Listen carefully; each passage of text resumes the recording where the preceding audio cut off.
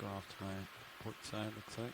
So geological collections from the canyon, what might they tell us about the history of how the canyon was made, or what might that sample do for science? One of the great things geology-wise about submarine canyons is because they're incised fairly deeply into the continental margin, they kind of give us a window back in time. What you end up seeing on the wall of a submarine canyon is similar to what you would see in a seismic profile beneath the seafloor, because this has been incised down axially. So collecting samples, and if they could be identified or age dated using a method such as uranium thorium dating, could tell us a little bit about the chronology of the margin's construction. Find port. Oh yeah, that's and it looks like we are sighting bottom again right now.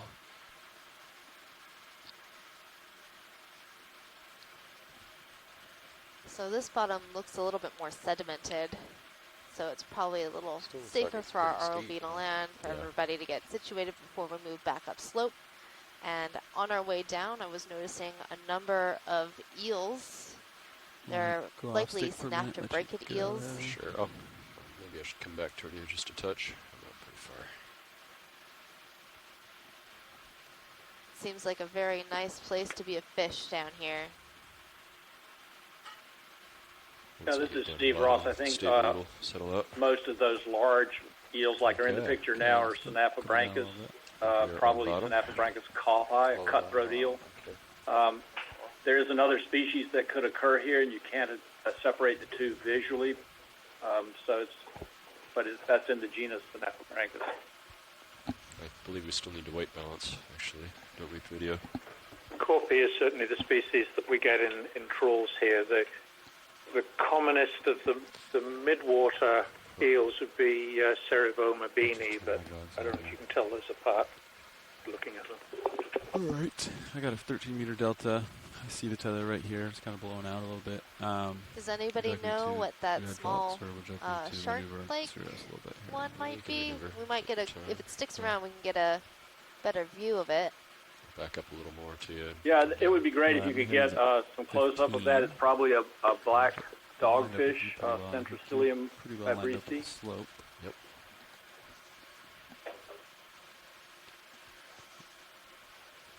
Come down a little bit. Bridge is snap. Yeah, I want to advise you guys, we are on the bottom now, and want to verify that center rotation Tether settles out here a little bit. Yeah. And hey, this is Tim. I know we're just settling out, getting organized here, but upslope, luckily there were some valves, like bivalve shells. Very interesting. May not be, but just curious. Roger that. Thank you. Fish. I was actually going to ask about that myself, that whether those were bivalves down there, and if so, where they would be from. Whether those would be in situ or whether they were potentially transported here. Talking to the bridge, bailout will be southwest. Okay. So it goes to open deep. So we should be good.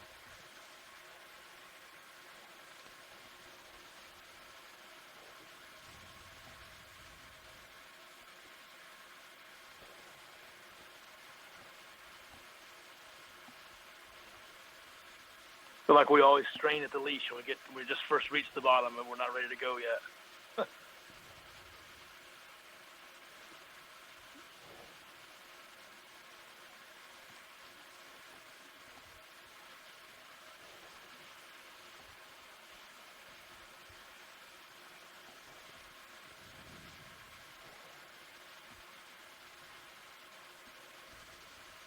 Not a whole lot of current. Yeah, so just again for reiteration, or for anybody who has just been joining us since we reached bottom, this is our dive number 1 of the Deep Connections expedition, 1905L2, leg 2.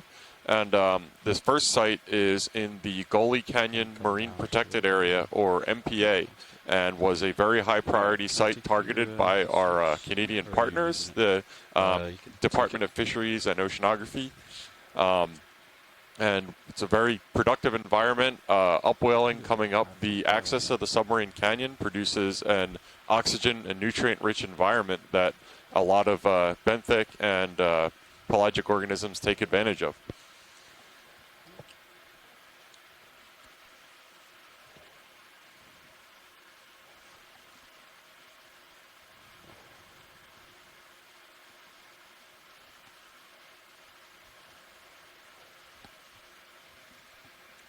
And this coming into the view of D2 right now, I was just told about this the other day talking to the ROV crew, is the true color correction tab on the manipulator arm of the ROV for our video team to be able to calibrate the color balance and saturation using a color chip that they know is the absolute true color on site at the location, which was a cool detail to me.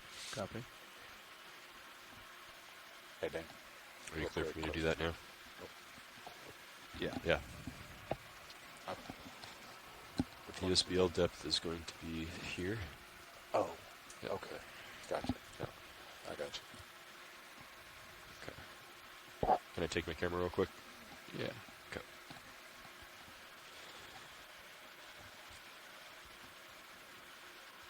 We'll be back with you, video.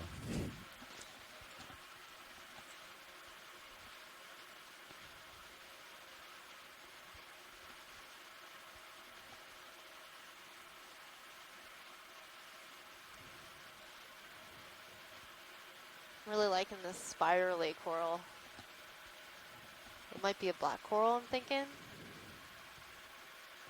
And then these little sort of round puffballs that you're seeing on the bottom, those are xenophyophores. They're not actually an animal, but a protost that creates this large construction, one of the largest protists on the planet. So that's a single-celled organism.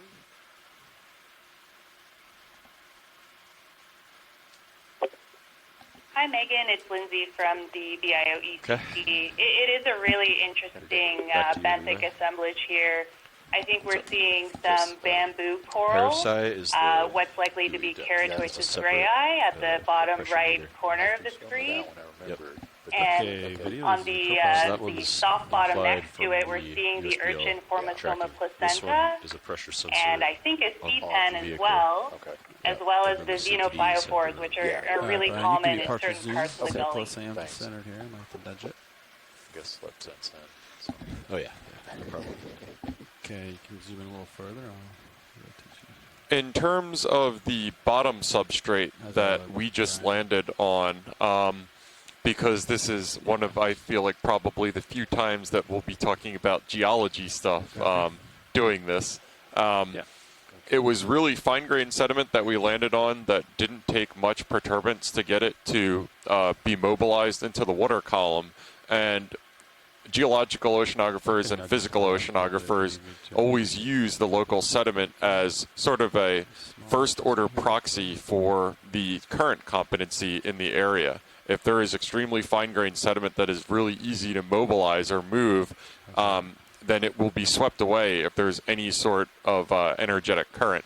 So the fact that here at the bottom we have this really fine, fluffy sediment that hasn't been moved around apparently too much tells us that this is probably more of a placid settling environment for fine-grained sediment and marine snow to settle out. Might be the...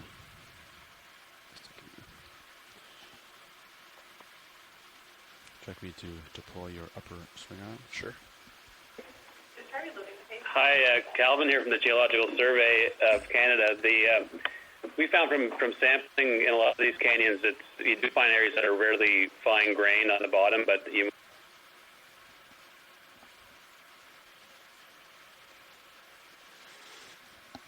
We might be bringing him in pretty quickly once we reach that rock face, but I think it'll be good for now.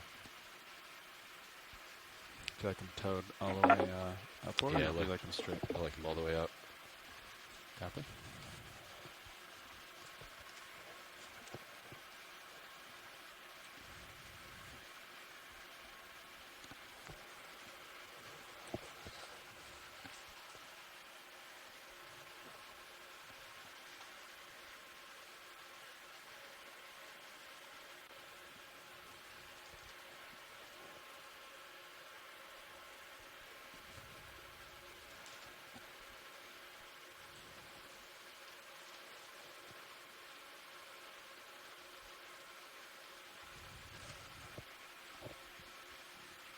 gets you off to my starboard side. So I think your heading has turned. Only at 15.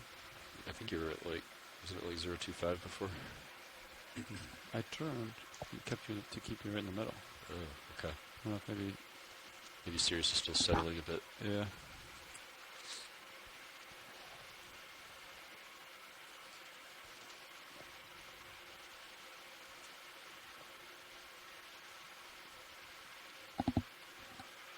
Maybe a little bit of current off to the, like going starboard down here as well.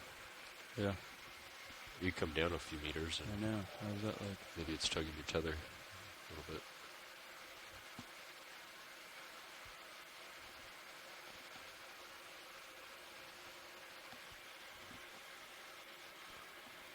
Just testing communications. Calvin from the Geological Survey of Canada was in the middle of saying something and it cut out. Was that just on this end or? Okay, 14. Hey, thanks, video. I think it might have been error 18 or something here. More fingers than usual, but just saying that we often find the substrate in the canyon floors can be quite variable from place to place, and then in some areas you'll find soft substrate, and then in others you'll find harder outcropping, sort of semi-indurated bedrock. The other thing in this dive, starting in for the 1,300 meter water depth, if there is outcropping strata, it's probably sort of Pliocene pre-glacial strata, and as you move shallower, sort of shallower than 700 meters and shallower, you're probably into more glacial sediments. And some of the larger boulders that we've seen already are probably things that glacially transported class that down slope into the canyon. That's awesome. Thank you for sharing that. So that is a glacial trough that is connected to the head of this Gully Canyon, correct? I ran so far that time. That's right, and we think pre-glacially it probably was also tied to a river system, which is pretty common with a lot of these canyons. So through glacial times, the ice margin would have been right at the shelf edge, and so glaciers and meltwater would have been feeding the canyon itself. And then as the ice retreated, it would have been basically a shelf-connected or a shoreline-connected canyon, and then as sea level rose even further, it became essentially an abandoned canyon system that only occasionally gets density currents flowing down them during either extreme events or through earthquakes and major storms. Thank you. That's great info.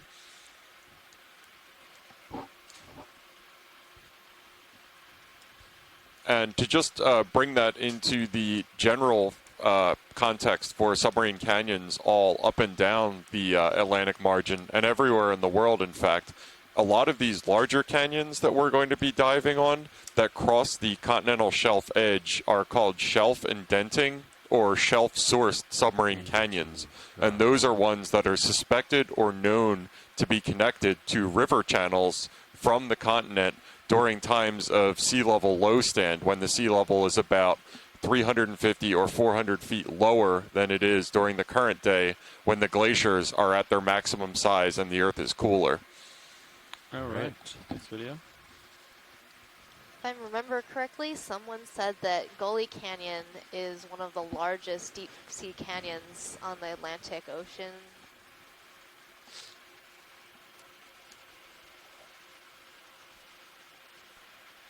Yeah, thank you for bringing that up, Megan. That was news to me. I didn't actually know that. I had just assumed naively that it was Hudson Canyon because it's just the largest one that I'm used to looking at. Could you confirm that, Calvin, potentially? The Gully we claim as the largest canyon on the eastern seaboard. Hudson Canyon proper is quite small. There's a shelf valley that feeds from New York Harbor to the head of Hudson Canyon. That's quite big, but the actual canyon feature is fairly small. The Gully is about the same size as Monterey Canyon in California, which of course is much better known because it comes close into the land. They're tiny compared to the world's really big ones. The Zemchuk Canyon in the Bering Sea is just vast. This is Pilot. But the Gully we think is bigger than anything else on the eastern seaboard. Can you guys hear me? Okay.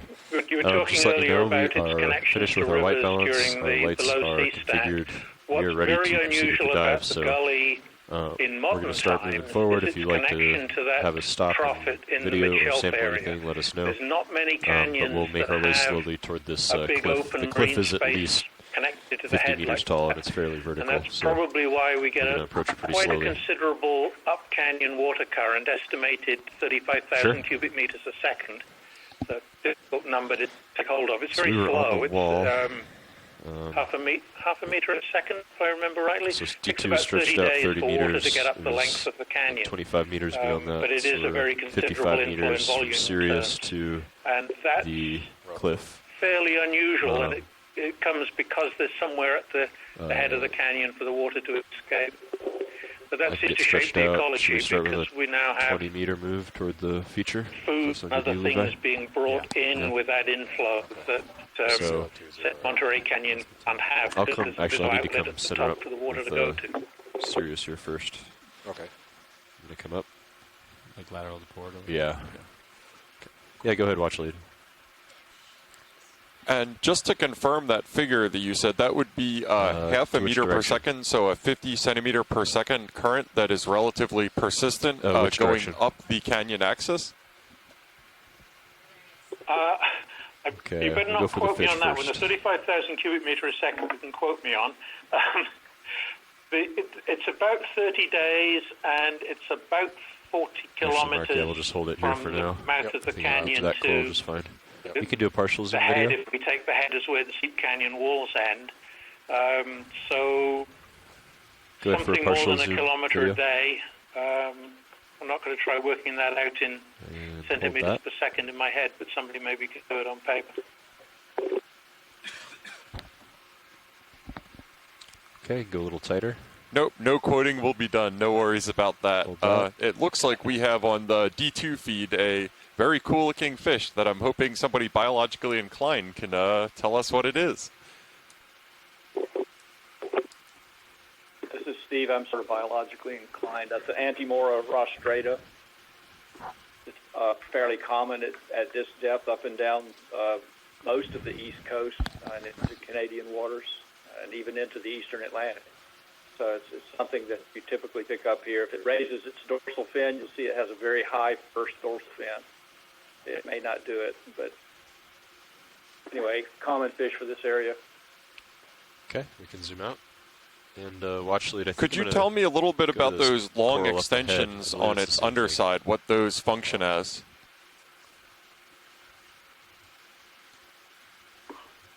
Now we've got a pair of them, and also and a fitiform fish I can't quite identify, but those are extensions of the pelvic fins, and that's fairly common in that group of fishes, and quite often they'll use those as sensory mechanisms to feel the bottom or to stir up animals that are in the soft substrates so they can feed. This guy. Occasionally they'll even perch on them in some of those fishes. Okay, stand by video, almost there. Thank you, awesome.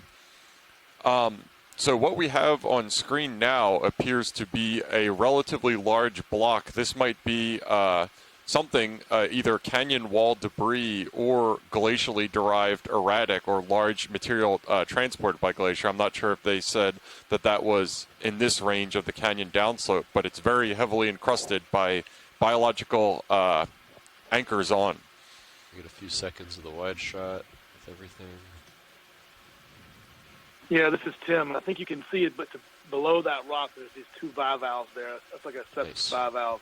That may be where the other video, bivalves are seen. There's one on the far left of the image right now that's white. There's another one down below. This is a great picture of biodiversity here to start off with. Yeah, it's Ellen here. Just on the bottom of the screen, there are a couple of file clamps, the Acesta or Acesta. This is a new species that we discovered when we were first in the Gully with another ROV in 2010, and we've named it Acesta cryptodelphi. And we were able to do that by checking out its DNA and comparing it with other species found in the Gulf of Mexico and the North Atlantic. So that's nice to see it there. And these are beautiful close-ups, really lovely. Thank you for that, Ellen.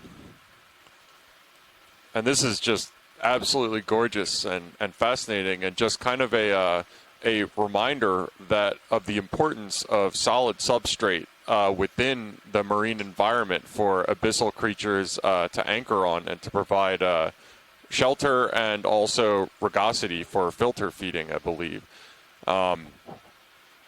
And that's why one of the reasons why submarine canyons in general are such biodiversity hotspots is they provide a lot of relief and rugosity for different creatures to live on.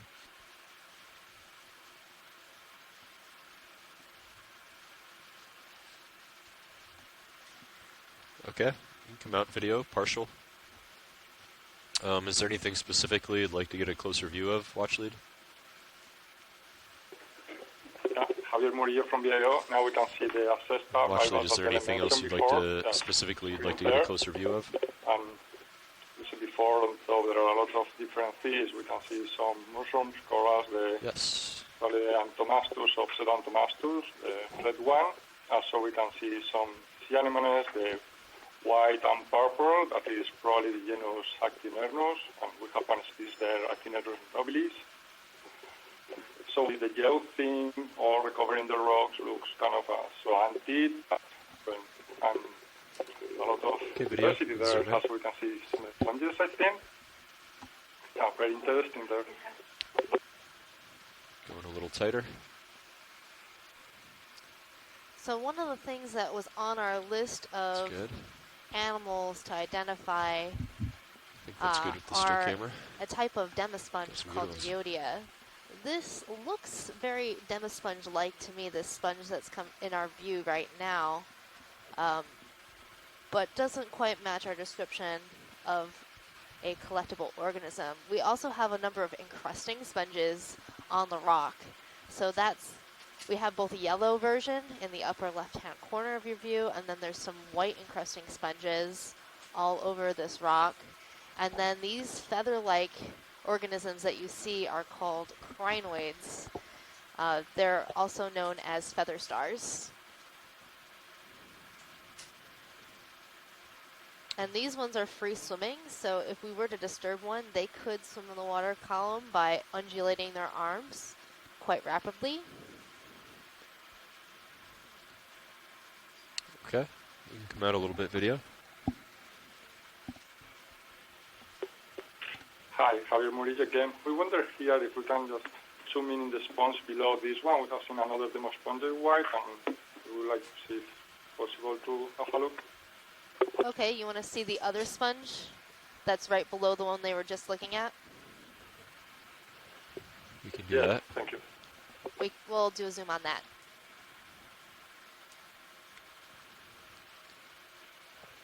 Pilot, can you zoom on that slightly larger sponge? Sure.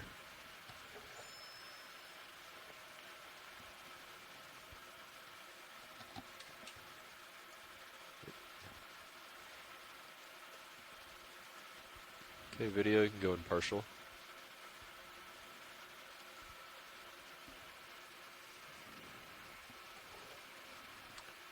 Okay, you can go in a little more. And hold that, please.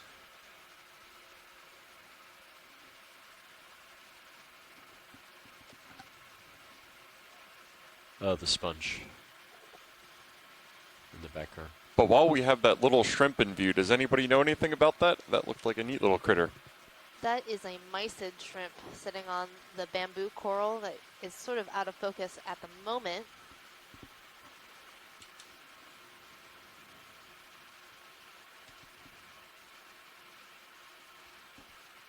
And does this look like the Geodia sponge? It seems a little more solid than the first one. Demosponges are kind of interesting sponges, and I don't know that much about them. But they generally grow in shallower water, if I'm not mistaken. So seeing them at 1,000 meters or more is more of a rare occurrence, at least in the Pacific Ocean. Does anybody on the line know a lot about demosponges? All right, watch lead. Should we go ahead and zoom out and move on, or would you like to stay here longer? Okay, let's come out video. We have one specialist of sponges, Joanna, in the chat. I'm not sure if she can call in or can comment on that. It could be this Geodia, but I'm not 100% sure, so another opinion would be helpful. Yeah, nice job, Brian. Turning the port a little bit here. Yeah, Megan, this is Tim again.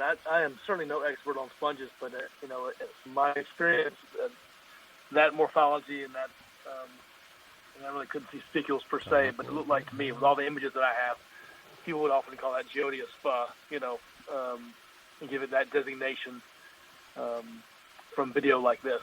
So I really don't know if I guess in the past it's an uncertainty if the folks from Canada say they've been seeing it a lot or don't know it or whatever. That might be a cue to whether to sample it or not. I guess to me it feels like if you're here, it's available. There's a question about it. It looks like a Geodia morphology to me. You can go on the Okeanos Explorer What's the just up hill? funnel guide and see similar pictures like that. No, it's called Geodia. Quite a ways up there. So it's a tough one. A sponge person.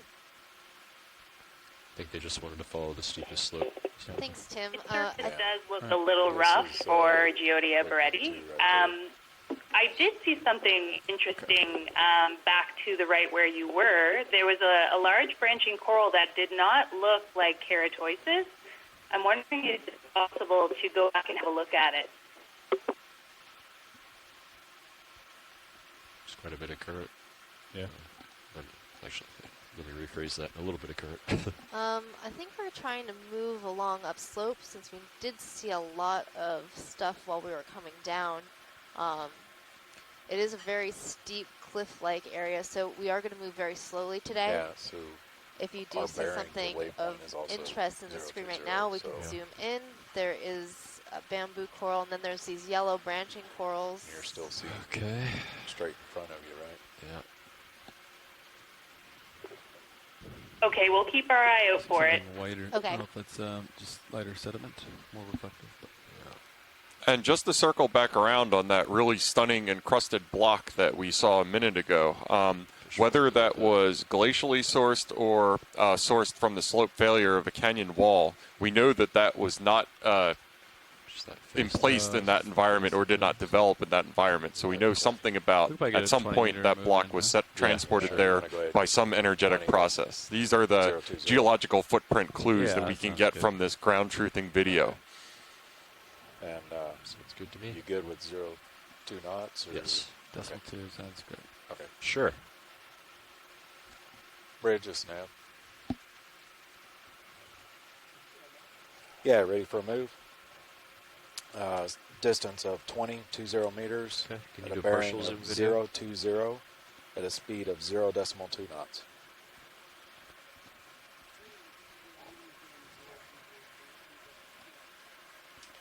Roger that. Thank you.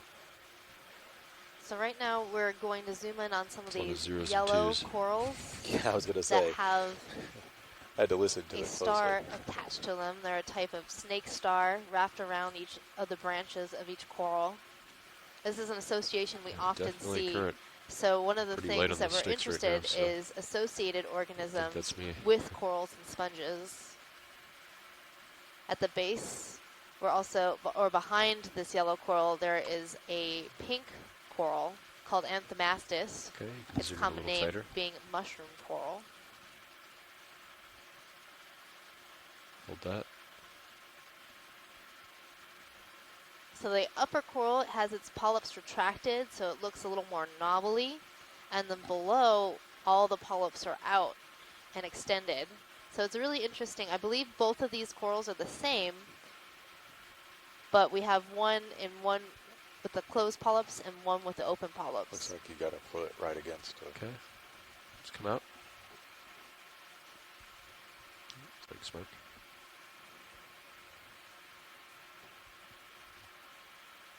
So that might be a type of plexaurid coral.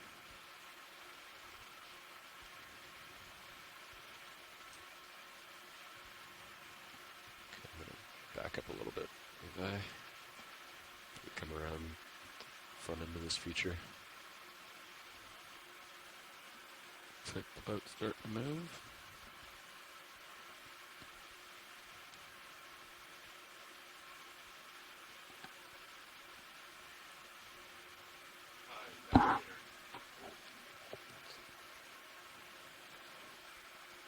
Yeah, Snap, go ahead.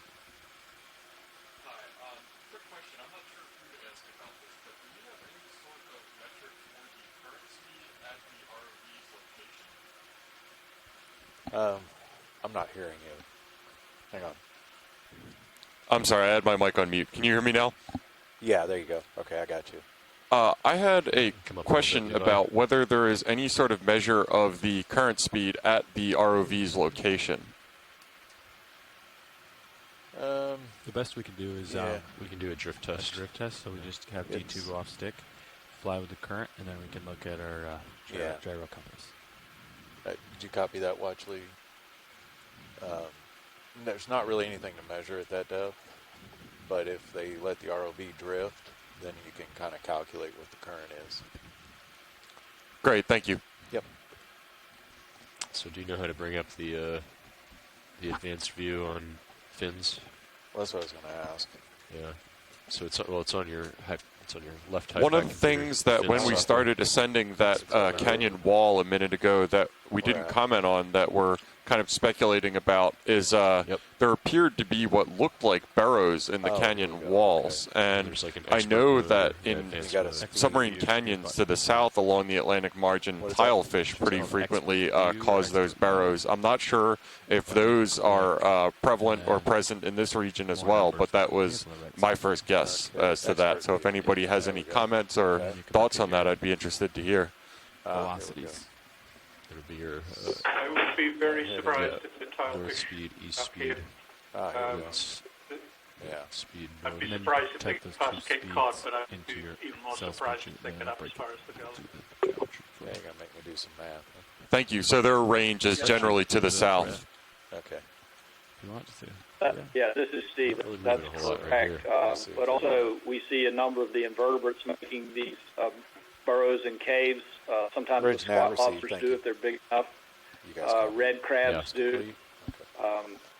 And also the tilefish, even if they were up this far north, would be shallower in general. So it's probably, those burrows are probably made by some of the larger invertebrates.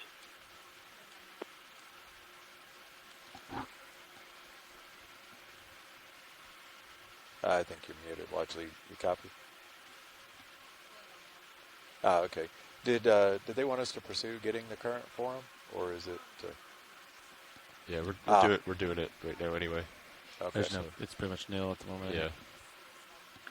Okay. Well, we're going to go ahead. Calvin here, the comment on the substrate. We'll see what, that sort of tabular-looking and layered, blocky stuff that we were at just after the heavily biologically covered class looks like glacial sediment sort of outcropping on a steep slope. And so in this part of the world, it'd be the geologically, it'd be Pliocene age sediment, sort of sand grains and finer layered sediment. But over top of it all, there seems to be sort of this very fine, flocculated, fine-grained covering that's going to bring everything and give it sort of a porous-looking appearance. Yeah. So I think maybe a little more further. Hey, Calvin, do we get incision into Miocene age sediments in these canyons this far north? Okay. Yeah, we definitely do. We actually, in some places, we get down to how's that move? Sort of Jurassic salt outcropping in some of the canyon floor, so we get the whole suite of history from the opening of the Atlantic being inside by these canyons. I'm not 100% sure at this water depth in the Gully if we're down to Miocene or not, but we might be. And just to put that into context, I don't know these numbers off the top of my head. Could you tell me and the audience what years and millions of years those ranges that we were talking about, Pliocene, Miocene, and Jurassic? I'm being ridiculed now in the room, but that's okay. So So Pliocene, think sort of 3-4 million years ago. Miocene, you're back about 15 million years. And then sort of the Jurassic, you're at distance 15 meters, 190. At a bearing so of 0, the original opening of the Atlantic, where you had salt deposition and the early forming of the Atlantic just as it opened as a shallow sea. So quite a time range here. Thank you. Thank you, and you can pass the ridicule on to me.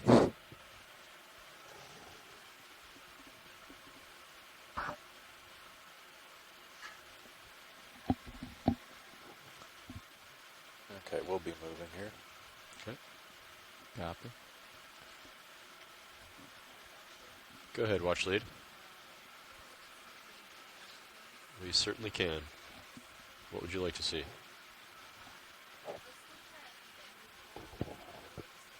Okay.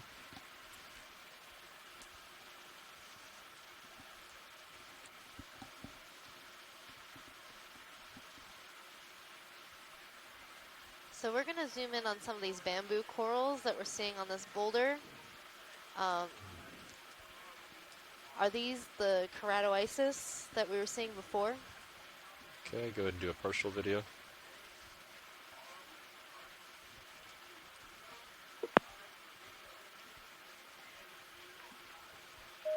Okay, going tighter. So one of the things we look at when we're zooming into a bamboo coral is where the bamboo coral is branching. Bamboo corals are called bamboo because they have these nodes and internodal areas. The nodes are made of a protein, while those internodes are these long bones made of calcium. And you'll see this black band, that's that node, and it's below the branching point of the coral. So we would call this an internodal bamboo coral. Other identifying features we might use to try to identify this species would be looking at the little hair-like projections that you see on the polyps. What's so great about our camera system is that we can zoom in so far. It's like our own personal magnifying glass of the deep.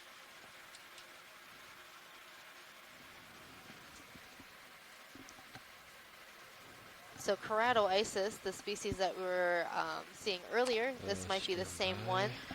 Keratoisis is an internodally branching bamboo coral.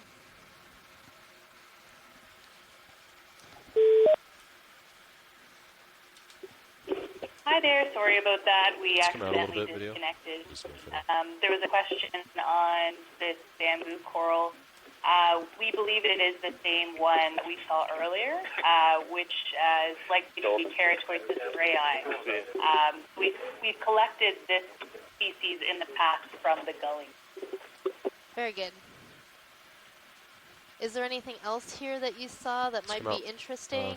There's this yellow demasponge. And I did see a really interesting soft coral earlier, but I'm not seeing it in view right now. There's a bunch of these anthomastus, and let me know if you see that other bamboo coral that you didn't think was keratoisis, and we'll try to get a zoom of it. Okay, anything else you'd like to see, watch lead? I don't believe we're seeing it in view here. What was striking about that one is that it was very fan-shaped and not so much bushy like the Keratoisis we see.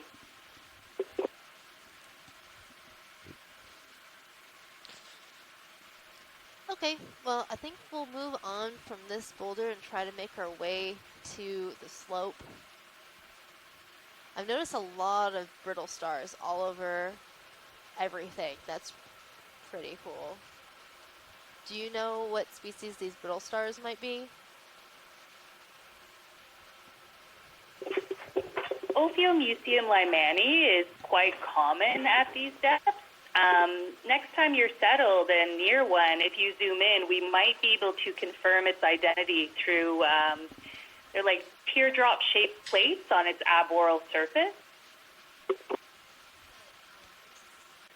There is an interesting sponge which is on our wish list right in front of you. It's the vase-shaped sponge on the rock there. Not sure if you can get a closer look at that.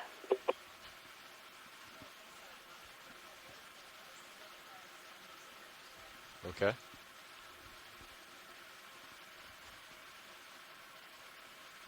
So I spotted a Dictyalis-like sponge on the boulder right below Bridge us. nav received. Thank you. So let's take a look at that and see if it might be something we want to collect. That's great. Thank you. You guys copy moves complete. So copy that. Thanks. It's that one there at the bottom of the screen. Job. Jeff was the one who spotted the Dictyalis-like sponge.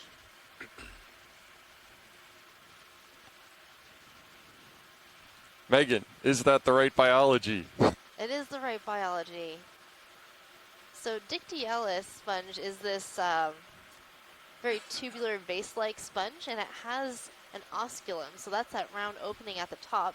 And as we zoom in, we'll see if that osculum is open or closed or has a lattice on top. That's your word of the day for sponges, osculum.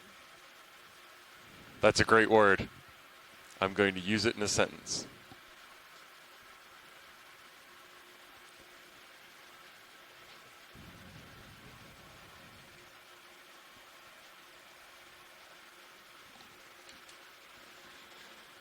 Right, video. You can zoom in.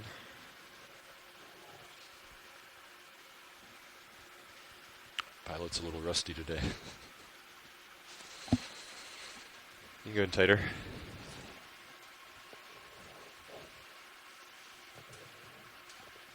So when we're looking at this sponge, you'll notice that it looks like it has a lattice work around the edges of it. So it's crisscross hatching, and that's pretty typical of Dictyalis sponges. And now that we're zoomed in, you can see the lattice covering the osculum. It has a little fringe around it. Shoreside, do you want to make a collection of this organism?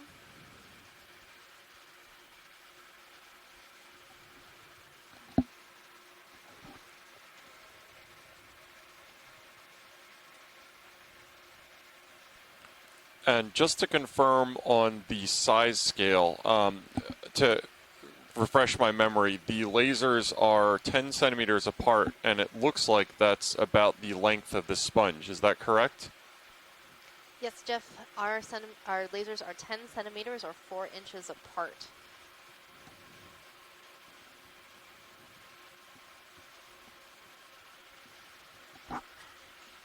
Okay, let's come out a bit, video. Is this something we want to collect, Wash Lead? Yes, pilot, let's make a collection of this. Okay.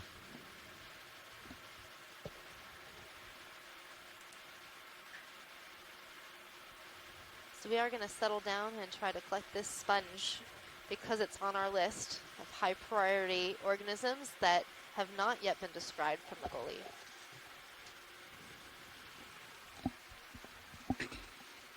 Does that look a little far? No, that should be fine, I think. It's pretty far. So as they make the collection, we might be getting a little quiet. We're going to give the pilots right below it. Let's try it. Some quietness to focus on using the manipulator arm and getting our organism in the basket. Hydraulics are up.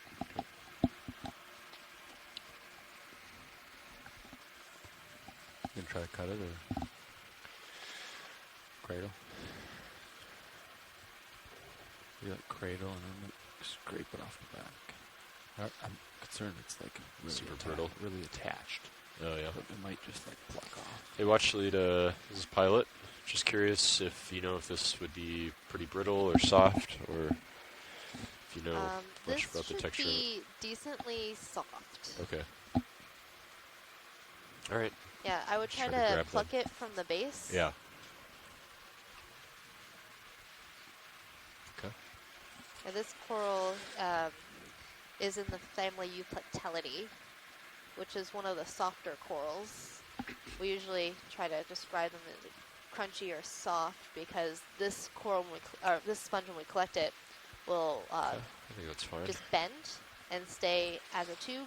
And some of the other corals, sponges that we've collected are That's more correct. fragile. We're ready to go in the break apart. craft. And that has to do with the lattice work of the sponge.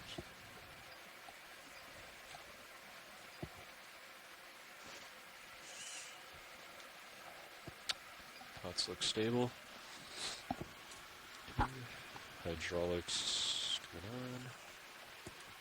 Twitch. Bring it down to grip force 3. Force feedback 3.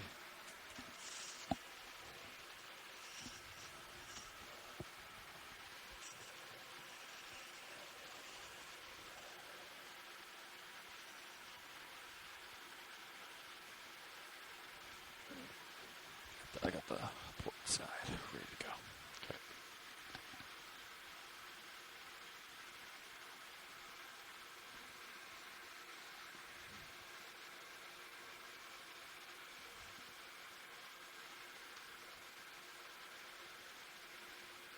Can you zoom in a little bit on the Zeus, please, video? The Zeus Plus.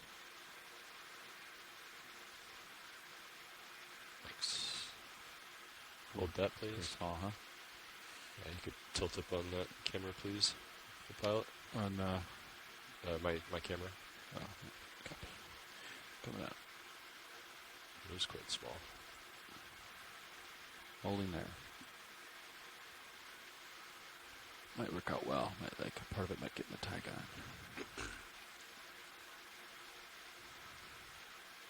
And then like twist and scrape it off the bottom, or it might just pluck off. This might. Yeah. I just kind of grab it like this, try to get it in the tag on, and twist the wrist to pluck it off. Yeah, or maybe give it like a wiggle first and see if it plucks, and then if that doesn't work, then do that twist and scrape the back there.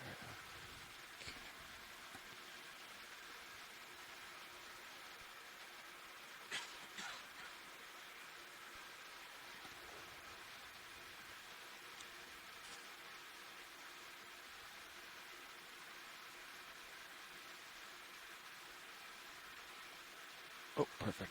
Nice. Came right off the wall. No problem. Would you like me to extend the drill? Let's see, you think you can get it open without hitting the bottom? Might be able to wing the starboard side in too. Yeah, sure.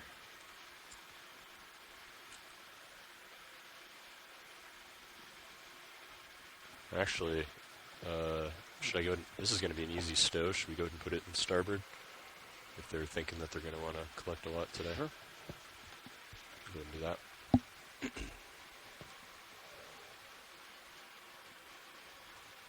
Okay, I got both open here. Okay. So they should be.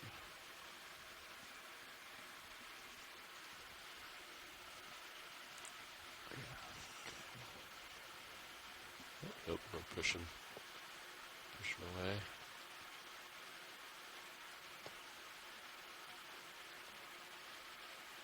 Get that baby out of the way. Stable. I'm going to bring Mini Zeus down.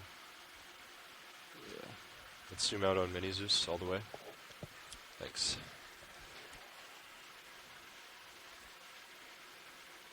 I'm attempting to draw out just a little more here.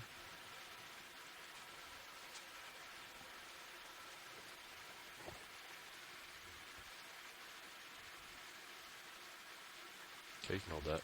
Get it in.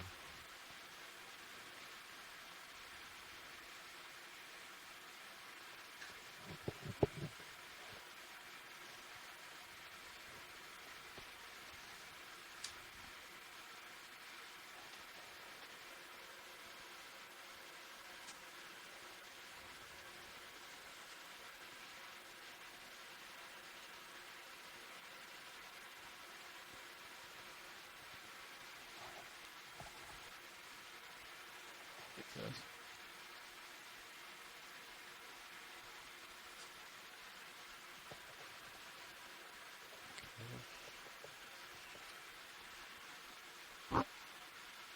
Drifting starboard a little bit. Yeah.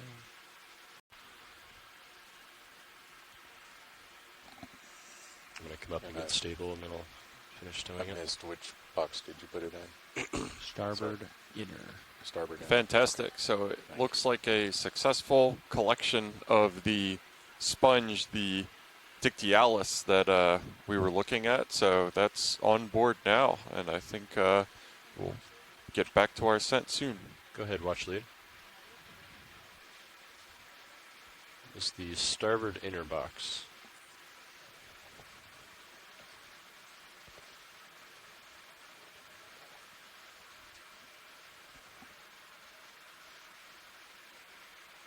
Wow, that was a shrimp darting across our view. That's very cool.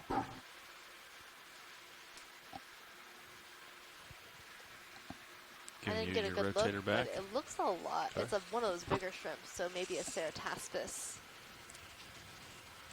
I'm going to bring Mini Zeus over. Oh, actually, yeah, I don't need it. Copy.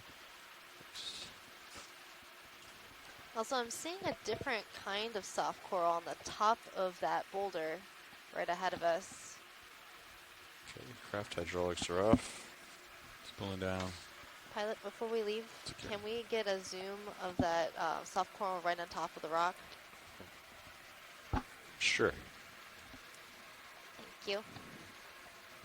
Taking my monitor back. That's a Venus flytrap anemone. Okay, can zoom in video. Yep. Today's an extended dive, right? Late recovery, yeah. 6:30? Mm-hmm. Okay. 50 meters at 18:30, yeah. 18:30, okay. Okay, you can go in tighter video. Thanks. Hold that. So, sorry, is the one on the right or the one above? The top one. Top. Javier Murillo. This Okay, soft go in tighter coral video. probably is also belong to the family Nesteidae. And we have Duba florida in this area, and also Drifa. The broccoli coral.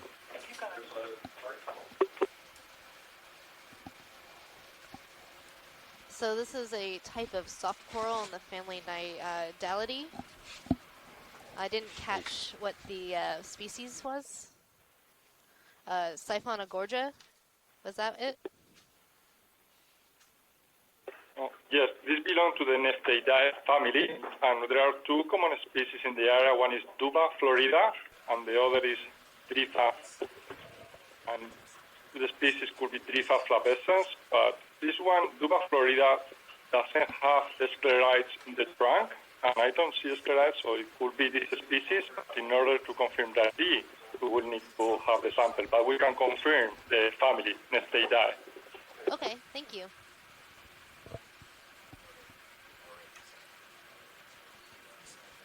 Little rack focus there, video looks good. Nice.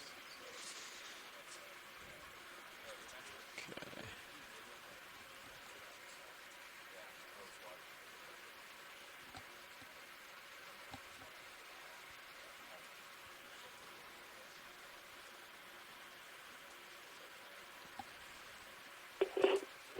Hi there. There was an interesting cup coral behind this rock here. Just wondering if you could zoom in on that. Yeah, no problem. Yeah, video when you're clear, you can come wide. When we're clear with this, pilot, there was a cup coral just beyond, right in the right-hand side of the screen. Yeah. Can we zoom on that? Absolutely. Is it in view now? Watch it. Yes, yes. It's right behind, between the coral we were looking at and the anemone on that little cobble. Gotcha.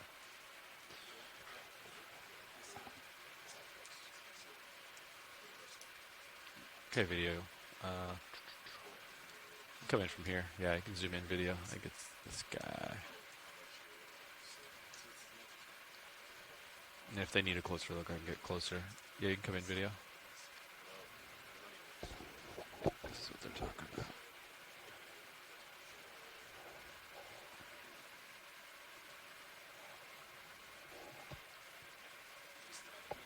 Is that like a big bivalve? Is that max zoom video? There it is.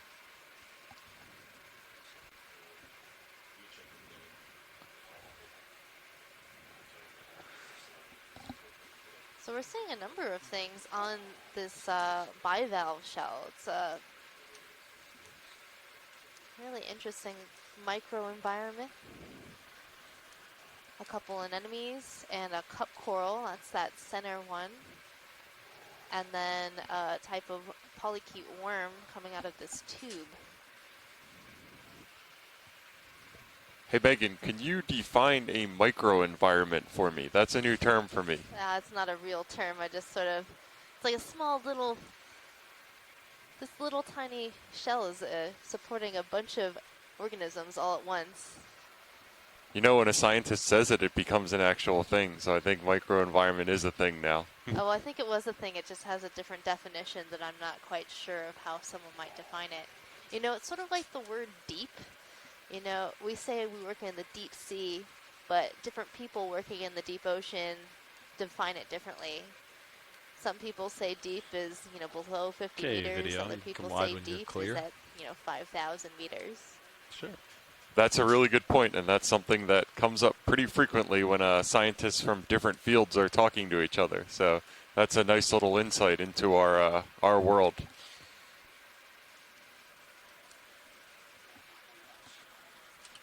Sure.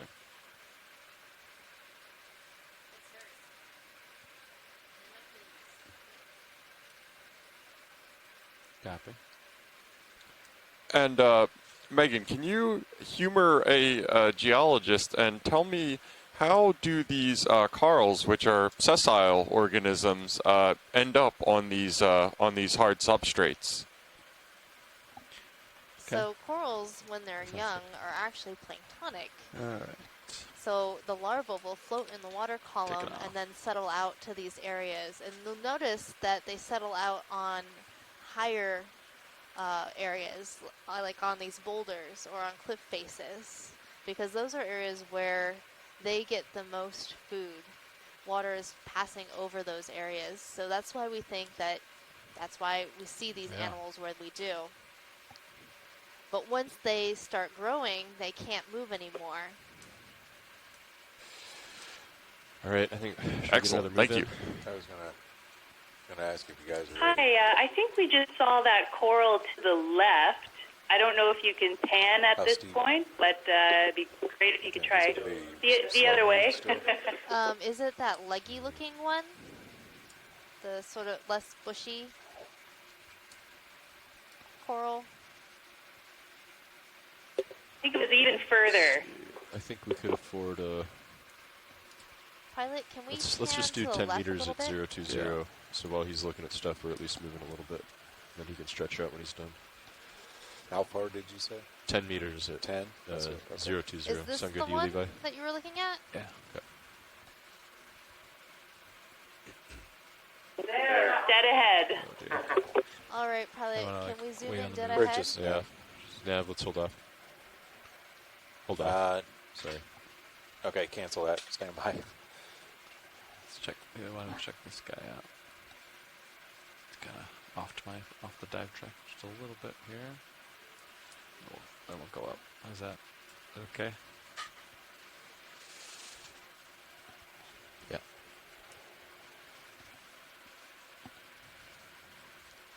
So right now we're looking at another assemblage of corals gathered on a small cobble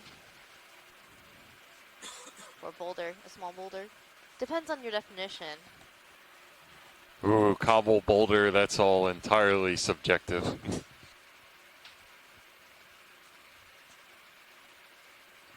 Okay, video, frame it up. Zoom in partial. Oh, we got a new video. Hey, how we doing? So this coral has a number of associates along with it. We're seeing a Venus flytrap anemone, along with a bunch of snake stars wrapped around the branches of this coral. Co-pilot, can you take my rotator? You got it. All right, video.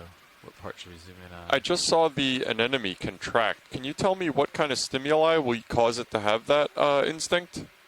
Well, it probably felt that Sounds we were good. here, and it's protecting itself. Dan.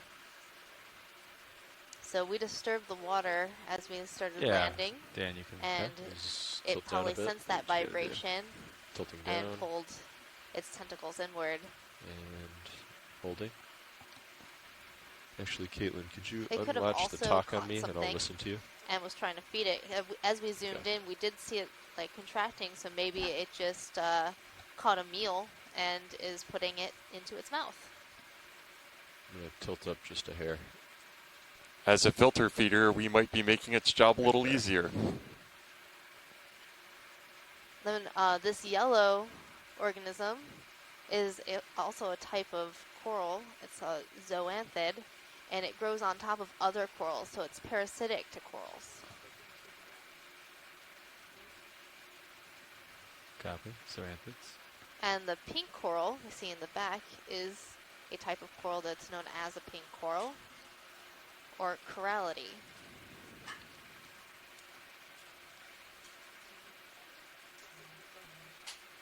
Copy both. Mark, do you want to calculate how much bottom time we have left, and we can let the watch leads know? Do we have? Yeah, actually, I had just pulled that up. So it's sometimes hard to tell pink corals and bubblegum corals apart from each other. You want to tilt up? Especially when they look cryptic Tilting like up. this. So bubblegum corals tend to have very round ends to their branches with a cluster of polyps, and often a deeper red color, but they can vary in color from white to pink to red. Yeah, Dan. Here's... Hi, Megan.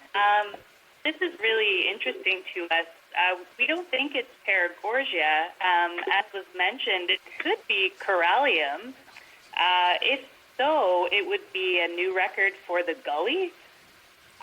We do see it elsewhere in the Northwest Atlantic, for instance, in an area called Orphan Knoll, which is off of Newfoundland.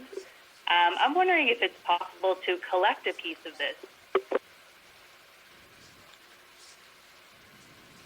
Yeah, it's definitely possible to make a collection of this.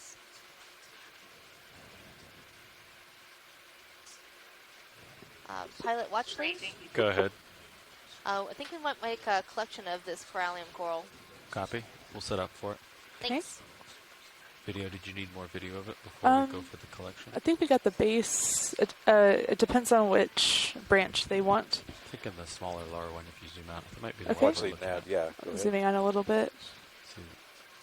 Yeah, I just wanted to give you one an update, just so you have an idea of time. Then I think right that now we're good about on 2 that hours one. and 45 minutes. Okay, coming full wide, pilot.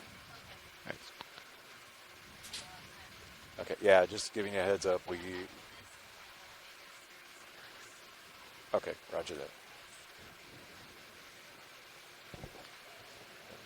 Co-pilot, you copied, right? Okay, thanks. Yeah, so we're going to get set up to make a collection of this corallium coral, because it is a new record for the Gully, and it's a pretty northern distribution for corallium in the Atlantic, if I'm understanding Mark, that correctly. do you want to put the Sirius camera on your bottom monitor so you can help them watch it? We see Corallium bathybrugum further north, up on the Orphan Knoll, and in the Slum and Cap area as well, which are both located off of Newfoundland, both 600 kilometers east of St. John's in Newfoundland. Try that one. Okay. Yeah, when we first zoomed in, my gut instinct was it's a corallium, and then I was like, well, it could be a Paragorgia. Is it not the bottom left? And the real button? test will be when we pick it up. The corallium tends to be pretty fragile, and Paragorgia has a little more robustness to it. But as we landed, I didn't see the coral move at all, and normally Paragorgia will move a little bit in the current, and corallium will not. I got it. But if a fish were to swim by and bump into this coral, you got it could hydraulics break up? if it's corallium. Which box do you want to go I've for? seen that happen. Oh, Megan, that is so interesting. This is Tim again from Woods Hole. Just that we used to use the thrusters didn't have any way of collecting, to push a current over whether it's corallium or Paragorgia and make a determination that way. Good observation. Yeah, that's a good point. Sometimes we need to use the tools we have to try to narrow down if something is soft or something is hard. I'm going to go for that lower branch. Watch lead, this is your pilot. Go ahead, pilot. Yeah, see the lower branch we were zoomed in on? I think yeah, I think the lower branch would be a good place to collect from. Copy. It's Ellen. I think Zoom if in on, Scott Zeus is video. online or someone interested closer. in doing some genetics on it, that would be great as well. We have two species of Paragorgia that we know from the Gully. One is Arborea and the other is Johnsoni. Both of them have those sort of ball-like kind of clusters of polyps that you were describing, Megan. So if it does turn out to be a Paragorgia, it would be some species unknown plus. But either way, it's really interesting.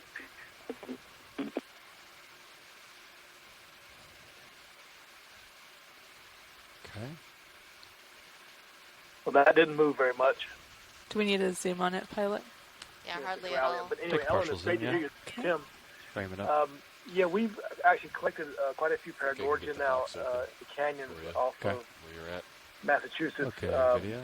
Okay, coming like out. Ladonia Canyon. Your clip, you can zoom out. And we're doing some barcoding here too. We're finding that we're getting a lot of variability in a variety of genetic markers. These guys, so deciding what a species is getting a little tougher. But yeah, we're doing some of that work too here, along with Santiago Herrera and Scott and a lot of other people. But anyway, it's great to see this good, such a nice collection. I'm curious if anyone knows about the Okeanos living on this coral, or coral, just the larger corals you mentioned. There we go. Come over on mini-Zeus. Holding there. Now, the Otheroid associates known in the Gully?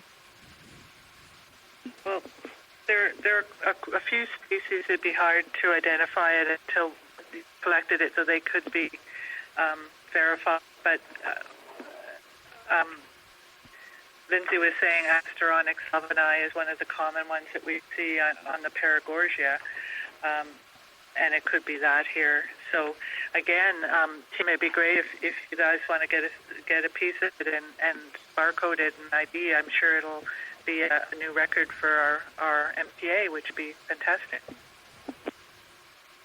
Yeah, that sounds great. These don't look too much like Lebanon to me, but you don't know till you get them up. And yeah, I'd love to look at them. They look great. There's a lot of bill stars on this coral, and they all look really healthy.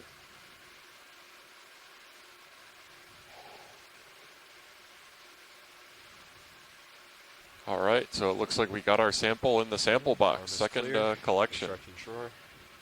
Awesome job, pilots.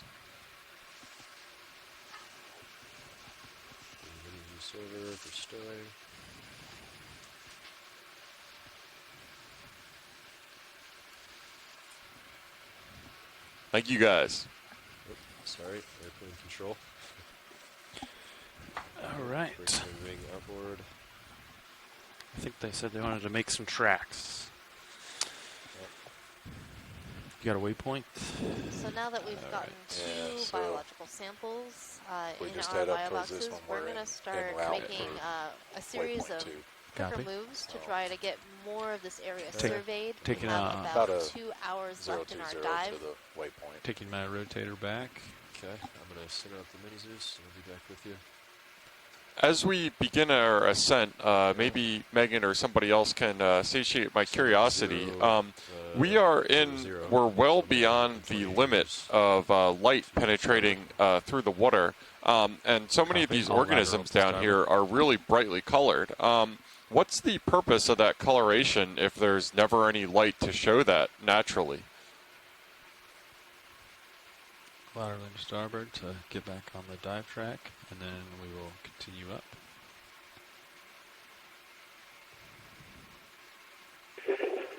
I suspect that there's a range of different things. There's a lot of bioluminescence, and some of the more active animals will be colored so that they're camouflaged in the presence of bioluminescent light.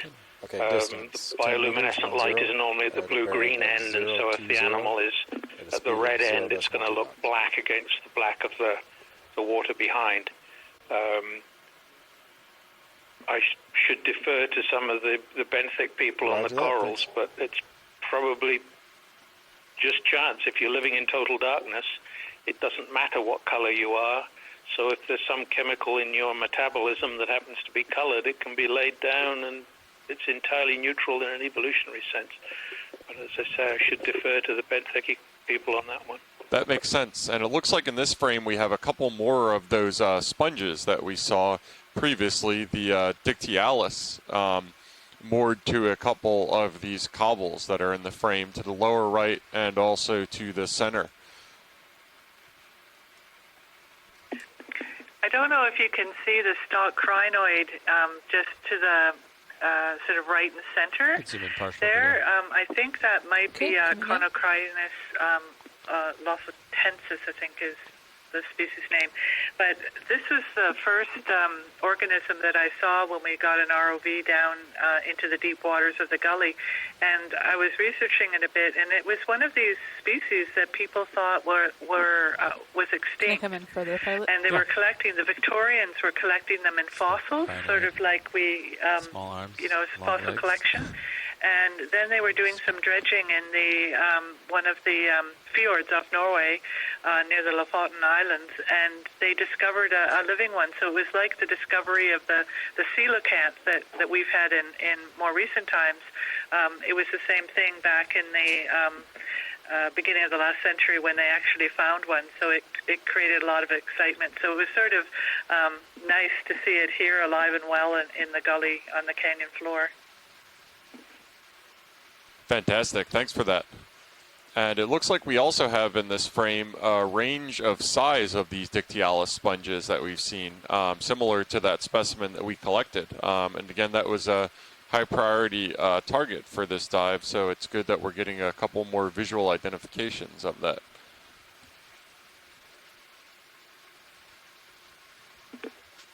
Yeah, you can also see those xenophinophores here. There's a number of them in the screen, and when we zoomed out, you could see quite a few. When we were on the canyon floor, we did a survey of the Thalweg, or the deepest part of the canyon, as it ran out from about 1,000 down to 2,500 meters, and that xenophyophore was the most abundant benthic species.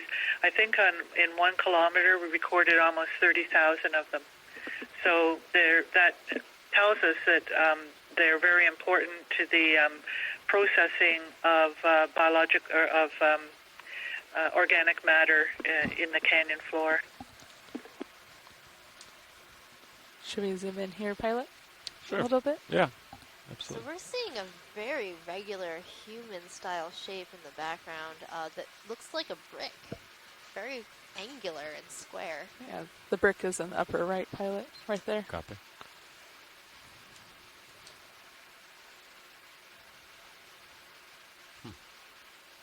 I'm not ruling out the possibility that that's natural and it broke along a certain line, but it does look pretty human.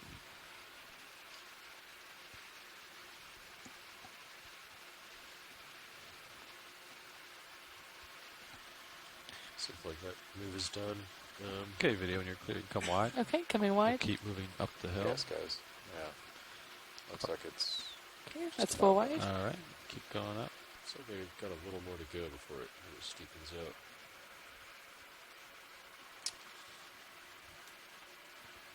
out. Just to circle back on something that I was asking the ROV pilots about a little bit ago that was kind of lost in the excitement is I was wondering if there was some measure of the current speed that we could get from the ROV at the bottom of the canyon. Again, current speed tells us a lot of information about the physical oceanography and the ability of a current to transport sediment within an area. And the answer is there could be a kind of rule of thumb measure from holding the ROV still and watching it go by, but no actual current meters mounted on the ROV. So I think we could... Well, and that just gives us like a snapshot of what the current is like right now. Like a 0, but 1, 0. you know what the currents are like over a whole lunar cycle will differentiate day to day and hour to hour. Levi? I mean, you can see over here on Sirius. Absolutely, that's a great point, Megan. I think I'm also seeing a black coral in the lower 0, 1, 0. right-hand corner. Okay. It looks a little like a Bathypathes. And you're still good with the Sorry, watch lead. What were we looking decimal 2 knots? There's a cobble on the right-hand side Bridge with a feather like coral on it. Come in video. Okay, coming in. Yeah, I just want to confirm. Last move was complete, right? Is that it? Okay. I think Want to she's get talking another about move the white one in the back and, with the black stem. Distance 20 meters, 20. The black coral, unless she's talking about the orange one. 010. Come on. Yeah, so At a that speed is of 0 a black decimal 2 coral. knots. Yeah. Now, it might not look black to you, Jeff, but its skeleton is actually Okay, that's black, full which wide. is where it gets its name from. Okay, a little closer. Roger The that. Thank you, scientific sir. name of that coral is, it's a black coral in the family Antipatharia. Oh, no, that's not a family.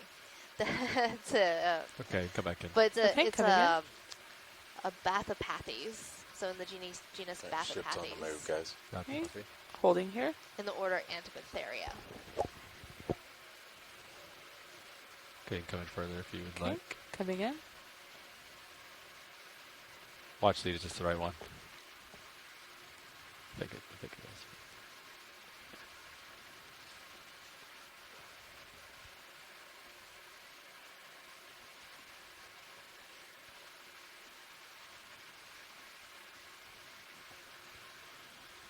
Can I come in more, pilot? Yeah, absolutely. Just to confirm. Yep. Okay, that's full zoom.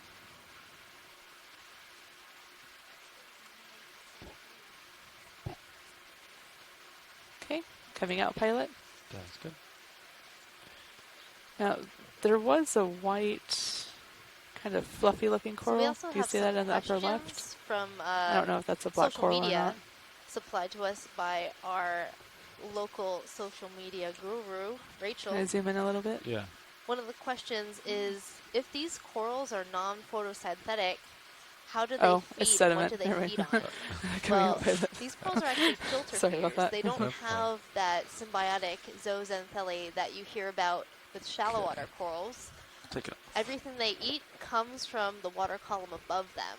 And so that's basically all of that primary productivity that happens in the surface, making its way down from the surface through the food web and making it to our corals here in the deep ocean.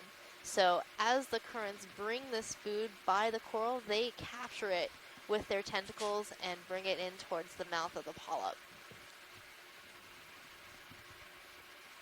That'd be a wall pig. I'm seeing another Antemora Oh, fish yeah. swimming We're by. We pretty much saw on the this wall fish now, right earlier there. in the dive. Or is that? Am I zoomed out? Oh, I'm zoomed out. Zoomed out. It's very So it common looks like a step in there. this area. Step. Kind of see. There. Do So Antemora is Suss it out. a morid in the family Moridae, or we call them morid fishes. With this move, Sirius should end up right about over where you were before. Where you Copy. just sat down. So. Hi, this is Steve. I'm not sure that's an Antemora. Can you zoom in on that? Sure, Steve. I'll ask the pilot. Can we zoom in on that fish? Oh yeah. Video. Okay, Snap it. Yeah. coming in. Gonna hold here. Sounds good. Take more zoom. Okay, coming in. Antemoras are nearly always that dark black, Hold. bluish color. This is a Europhysis. No, actually, it's a Physis chesteri. It's a long fin hake. So that's also fairly common along the east coast in these depths. You see the long pelvic fins and the long dorsal. Antemora has a long dorsal like that. The one we saw didn't flip it up. So anyway, a couple of different hakes. Okay. These Very are cool. related to Antemora vaguely. Well, I got the family right.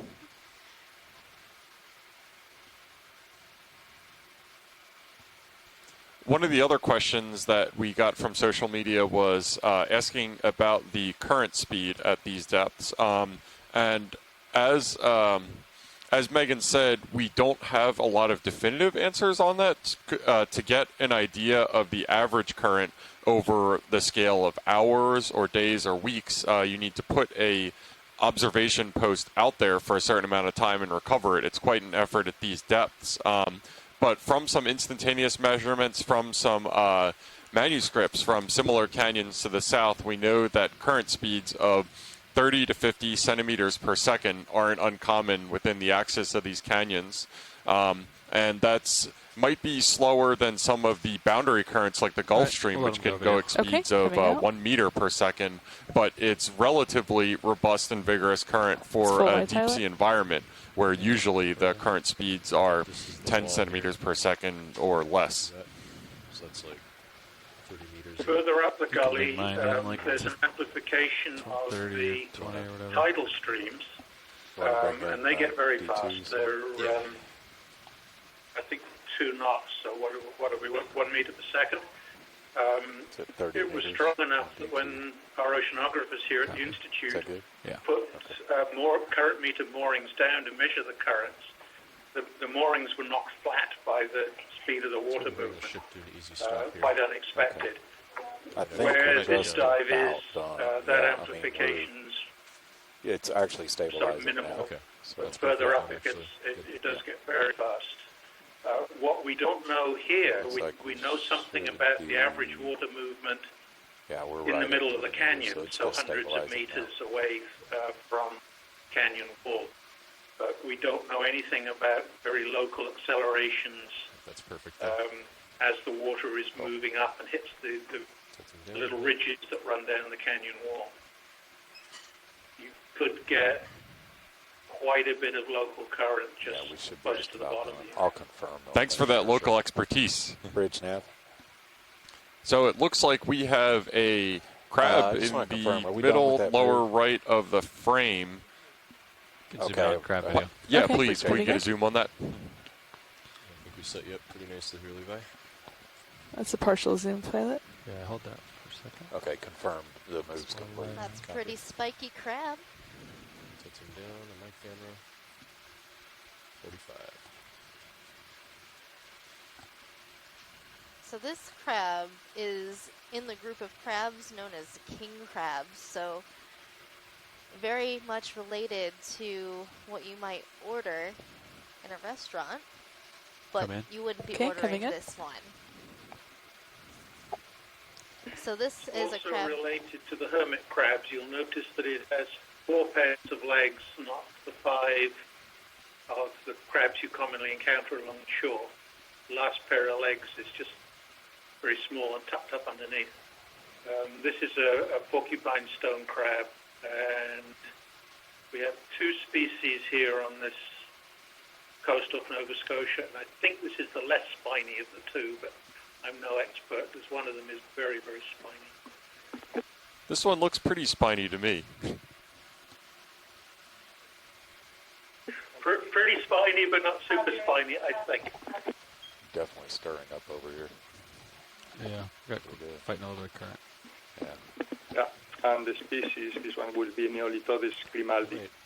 Start bringing in your swing arms if that's okay with you, since we're on this steep slope now. That's good. Can I zoom in a little bit more, pilot? Yeah. Let's see if I can get more of his face.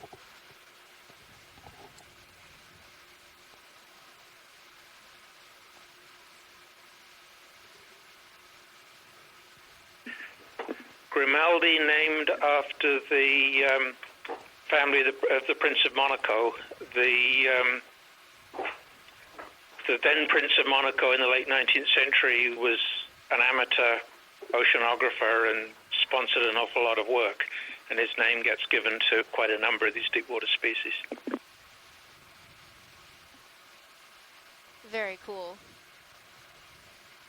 Okay, video. When you're clear, you can come out. Okay. Coming out. It's great that we have publicly supported research programs now like this one, instead of relying exclusively on patrons of the arts and science to support these efforts. So it's like 15 meters ahead of us. It's full wide pilot. Thanks. It's stabilized. Yeah. So I think we're looking pretty good. Coming up, Dan.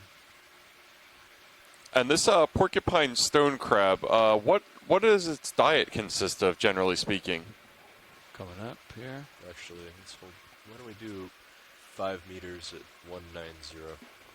I would doubt that anybody really knows, 5 meters, but okay. One would guess what whatever small animal it can find, or even dead organic matter you can rotate up on the your bottom. Bridge now. Crabs are generally scavengers, and I doubt that anybody's Yeah, ever looked we at get a move inside in. the stomachs of one of these 5 things. meters at a bearing of 190 at a speed of 0.2 So it looks knots. like we're gliding over a pretty significant debris field that's mixed between canyon wall talus and bivalve shells. Roger that. And it looks like this substrate is supporting a small community.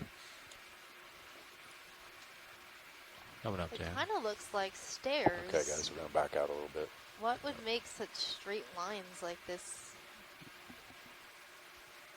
Yeah, this is really interesting to see this morphology on the canyon walls at this small scale. Usually these features we can only pick out by looking at kind of the broader picture of bathymetry.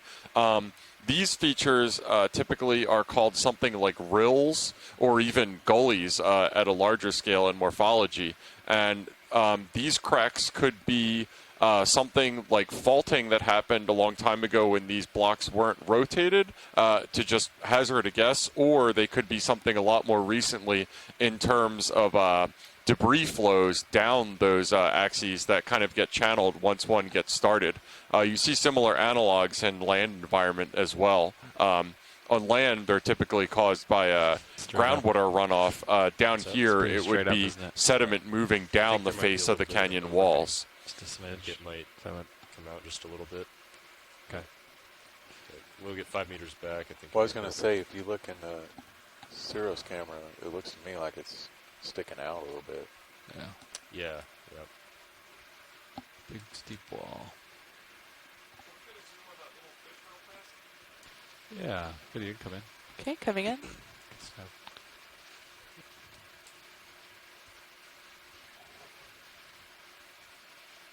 It's a partial pilot. This is a cute little fish. I'm trying to see let's hold its that. dorsal fin, but I think it is in the family Macroidae. Any more view of the dorsal fin? Copy. Go for it. Okay, coming in. Do my best. Hi, this is Steve. That looks like Nezumia bairdi, the marlin spike, and it is a rat tail. Moving backward a little bit. Copy. Okay. Looks like the ship's stabilizing.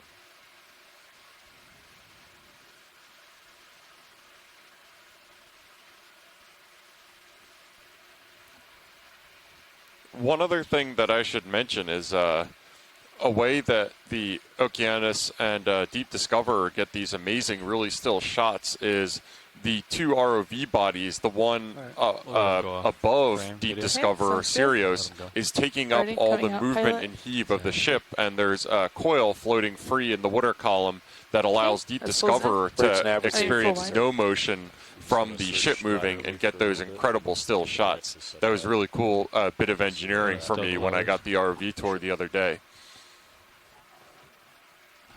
Turn to the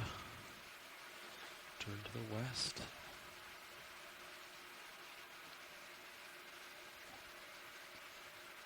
And it looks like to the lower middle of the site is another of the sponges that we've been seeing a fair amount on this dive.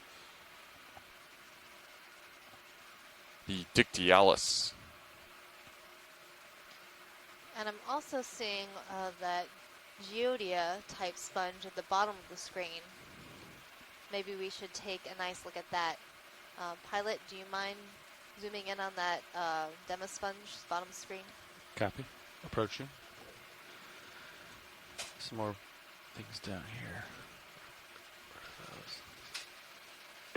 These are just amazing bamboo coral forests. We've seen something like this density on this side, but in shallower waters, and I've never seen this much anywhere in the gully. It's really spectacular.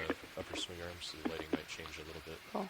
Well, our mapping lead, Copy that, Mike co-pilot. White, is really good at picking locations for high-density deep-sea coral communities. Okay, let's go for the So sponge. I would definitely give him props for picking a new here. site Yeah, that's that better. also has a deep-sea coral community So that is so beautiful. Okay, might be a little bit of shadows, but it's okay. Now this sponge that we're zooming into right now does look like our highest priority organism. Can we get some confirmation on that? That Geodia barretti? Hi, Megan. I do think it is Geodia barretti. Paco Cardenas is on the chat. He may be able to confirm, but either way, it looks like some sort of astrophoreted sponge. I do think it would be great to collect that. Maybe we'll get the yellow one. Hold that. Okay, holding.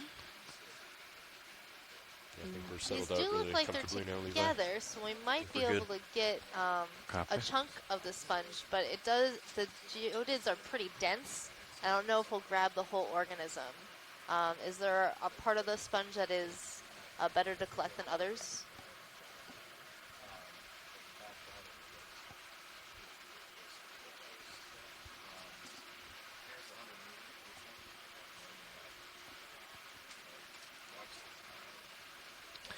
Okay, video. I'm going to spin around to the other side. Okay. Do you want me to come full wide? Yeah. We'll go ahead, watch lead. Okay, that's full wide pilot. Understood. Setting up now. Alright, let's see what I can do here. So we've had a bit of a conference here, and we think that the spicules, which are the little bones inside of the sponges that are used to identify them, we should be able to get those from the cortex, the outer surface of it. So if you could maybe grab a piece of it that has that, if you can't get the whole thing. But we'll rely on DNA, I think, for the identification. Okay, that sounds good. Whole thing. Smash it big. Whole thing is preferred, but So we're gonna we're setting up right now to make as long as you get some of the outside of I'll it. let the pilot know. Yeah, video. Come in. Come in, video. We'll get a close up. Okay, coming in. Lasers. There they are. Oh, do they want lasers first? Oh. It looks like it's about 30 centimeters wide. I'll try to splash the lasers right on there. Here, let me zoom out just a little bit. We can get lasers better. Yeah, it's right on the bright section Yeah. of the sponge, so it's kind of difficult to see the lasers. But yeah, I'd say 20 or 30 in there. Just gonna tilt up. Just to confirm with Shore, is there a part of the sponge that would be better to collect, or just any of the exterior?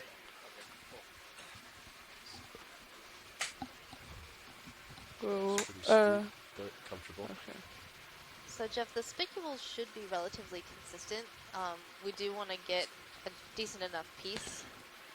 But the spicules are those microscopic parts of the sponge skeleton that one of the outer make up the whole sponge. These all come together, and every different species of sponge has a different array of spicules. Waves. I don't know if it even stays in there. You go for the outer port. So Megan, when I'm holding a natural sponge in my hand at a hardware store or something like that, what part of the organism is that actually that I'm holding? Well, it's definitely not this kind of sponge. This sponge is going to be very dense. Do you want me to zoom out, pilot?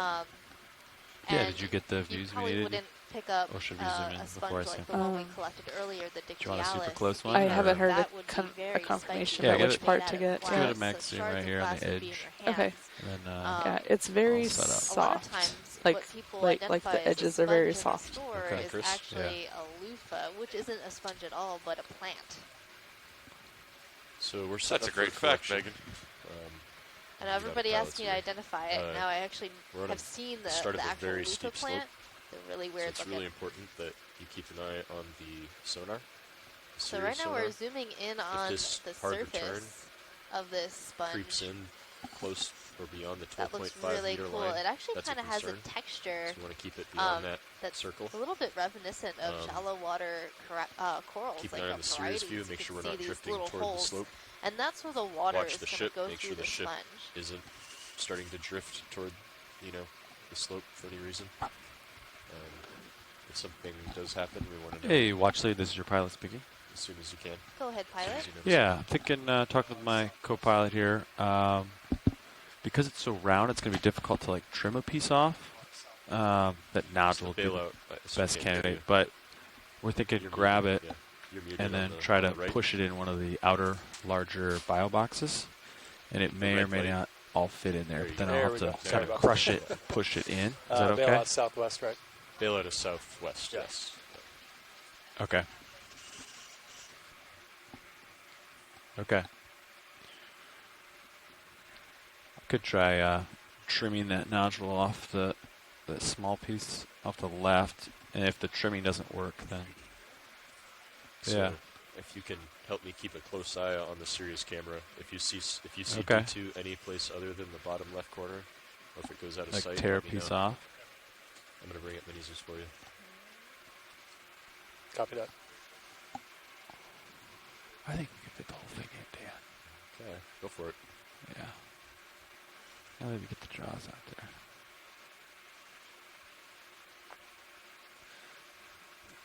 Give it a... Okay, you can zoom in partial on my Zeus.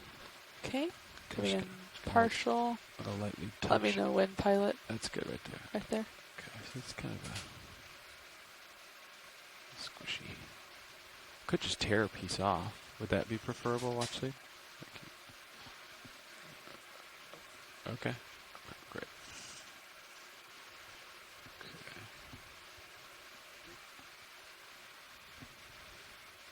Oh, okay, just get him out of there.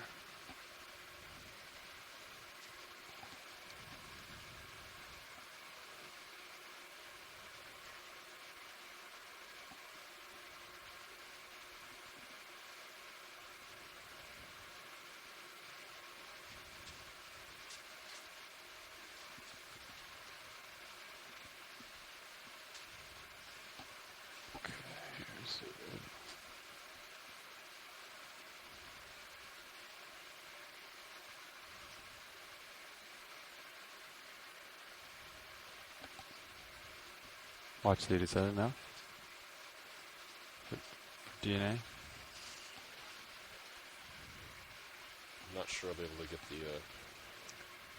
So, shoreside, we have grabbed a portion of the sponge. Do you think that's enough for Come out a little bit, video. DNA and coming out? Just a little bit. Yeah, hold that. Or should we try to grab a larger piece?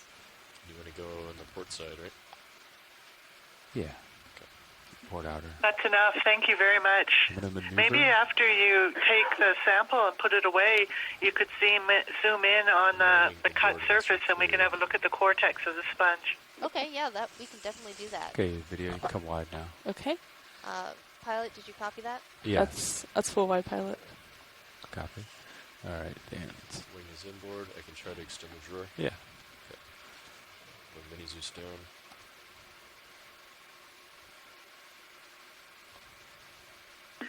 Our online sponge experts have said that they feel that that the sponge will regenerate, which is great to hear. So we haven't sacrificed it. Set back to down. science. There's a little bit of current, so I'm hesitant to do the floating. That's good.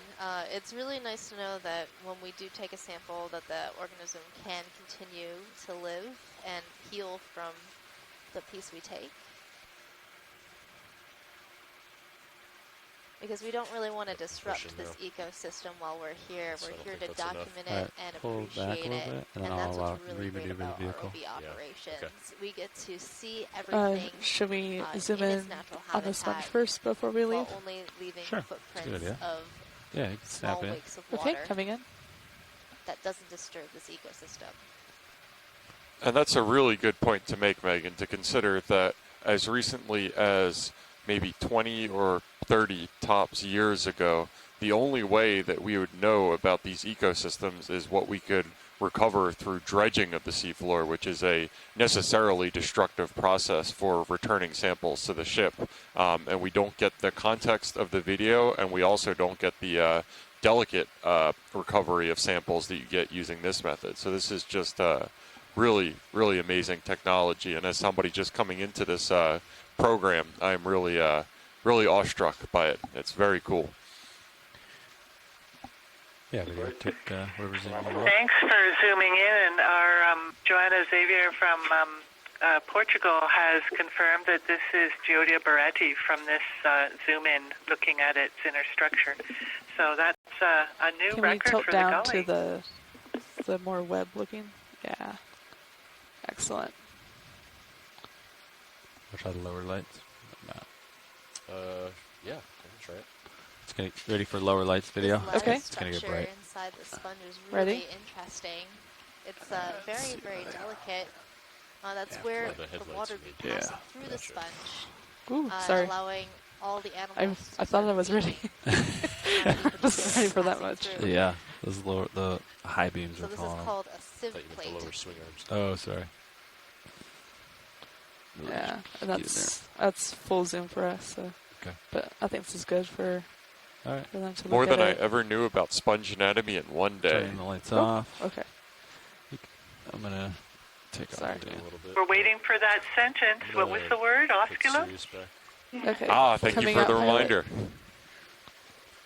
All right. I'm gonna park and then we'll stow. Okay, that's full wide pilot. Copy. We can do a floating stow, Dan. Put in autos. Yeah.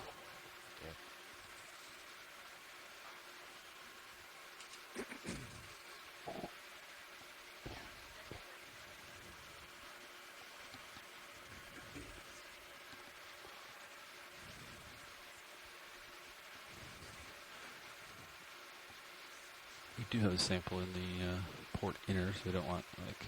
It's a heavy one though. Okay, so I gotta fly out. I don't think so. All right. I'm just gonna go up current a little bit, so that way when I drift, we'll drift to the port, I think. It's really interesting from the geology side. When we were on western flank, it was much more bedrock, and we didn't have. It just looked really different, and we had different species compositions. So it's really been fantastic to get a first look at these eastern. And that's a great point to make, and it's something that we've seen in canyons further down the coast is kind of a morphological asymmetry between the northern and southern walls of the canyons. And the reason for that isn't exactly known. We hypothesize it could be due to the dominant alongshore current direction, resulting in one side getting a lot more through flow of sediment down the walls of the canyon into the canyon axis. That's just been speculation, again, because we have a real lack of ground truthing of current measurements or sediment transport from within the axes of these canyons. We just spotted to the right of the screen another high priority sponge on our list. I know we'd like to get out a broader view of the shallower surfaces, but maybe before we go, we could have a quick look at this other sponge. It could be the Hertwergia that we had thought we might see. It's in the other direction. Tracking the drawer when you're clear. Coming in. To the right. Stand by one. Just getting the sample in the great, thank you. Drawer, and then.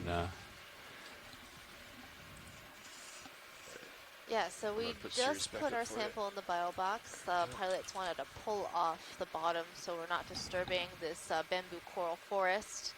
And we will look for that Hertwergia sponge. Outboard when ready.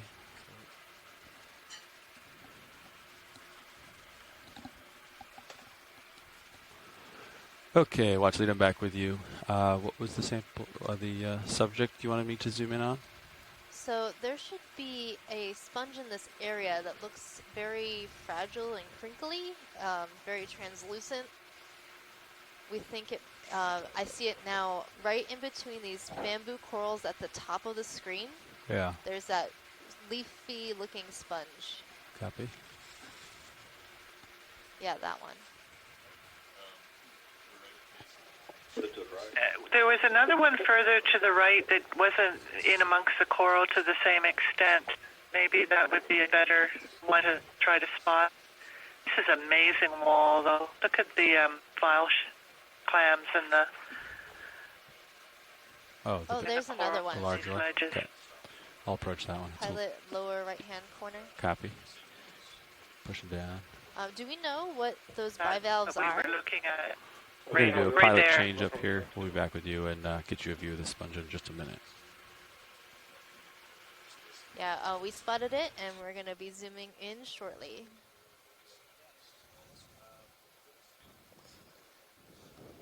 So we've actually seen this Hertwiggia genus in the Pacific Oceans and have collected it from various seamounts during the capstone expeditions. Before it was unknown, we were just calling it a Corbitellinae. That's a subfamily of the Euplectellidae. We didn't know what the genus was.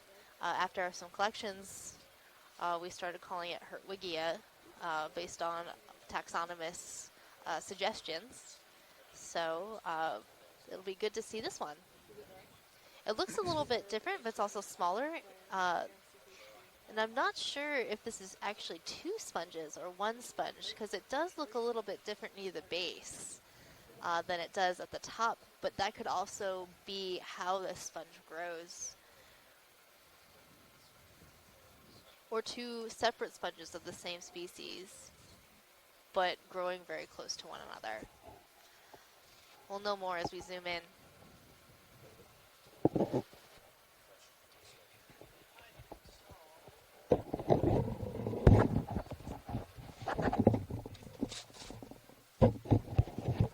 So bear with us shoreside. We are doing a pilot change. So we're just going to be floating past and checking out what's right here, and then we'll go back to our sponge.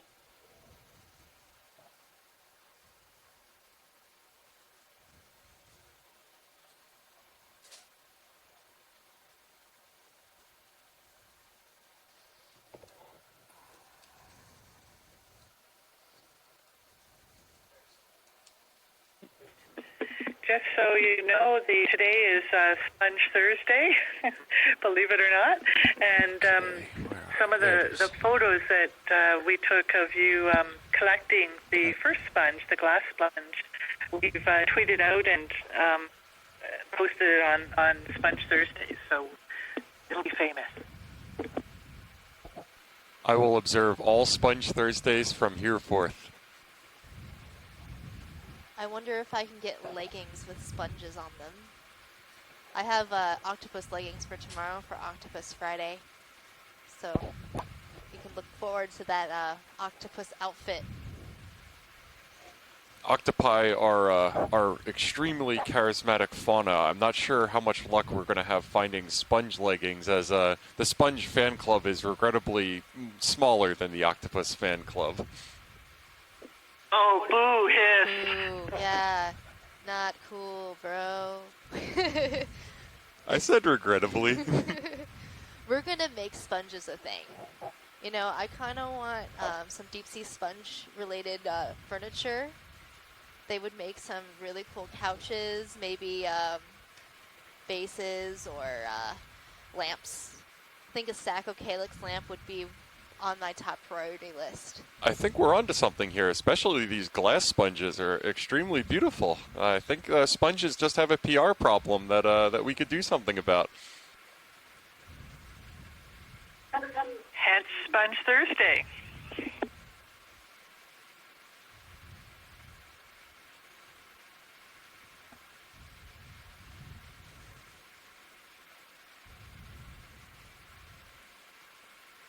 This is a subject of interest for sampling? Yeah. In the handoff here, I'm going to try to just tow into the into here. And there's just getting the feel of things here. Video, are we full wide? Yes, we are, pilot. Thank you. Thank you.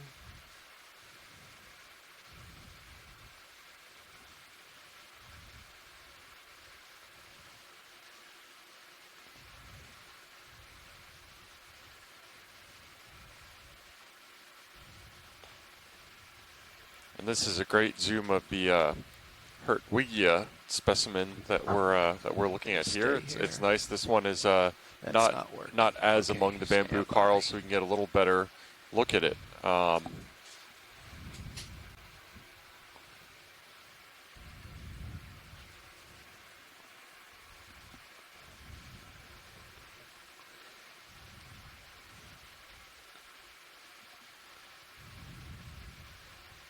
Did he have you in all autos when he took over? I don't know. I'm watching the screen. I can't. I think autos should be off. I certainly hope so. Yeah, I can't tell from this angle if they're lit up or not. Okay, let's try auto depth. Yeah, either auto depth. That's not working. There's a big Z-bias problem right now that I need to sort out before we go much further here. Just back off here and get this straightened out.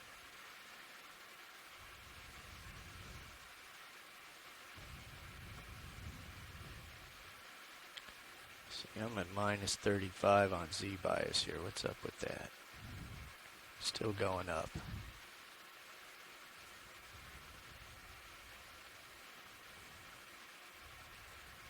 Pilot, could we zoom in that really clustered part of the coral?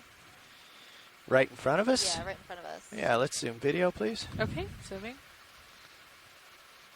That's a partial zoom, Pilot. I saw this very dense cluster attached to one of these bamboo corals. It looks like portion of the bamboo coral, the tissue has receded from the skeleton, and that's where you can really make out that bamboo structure of the nodes and the internodes that I was talking about, where you have proteinaceous locations that give the skeleton a little more flexibility, and those calcium internodes that give it structure.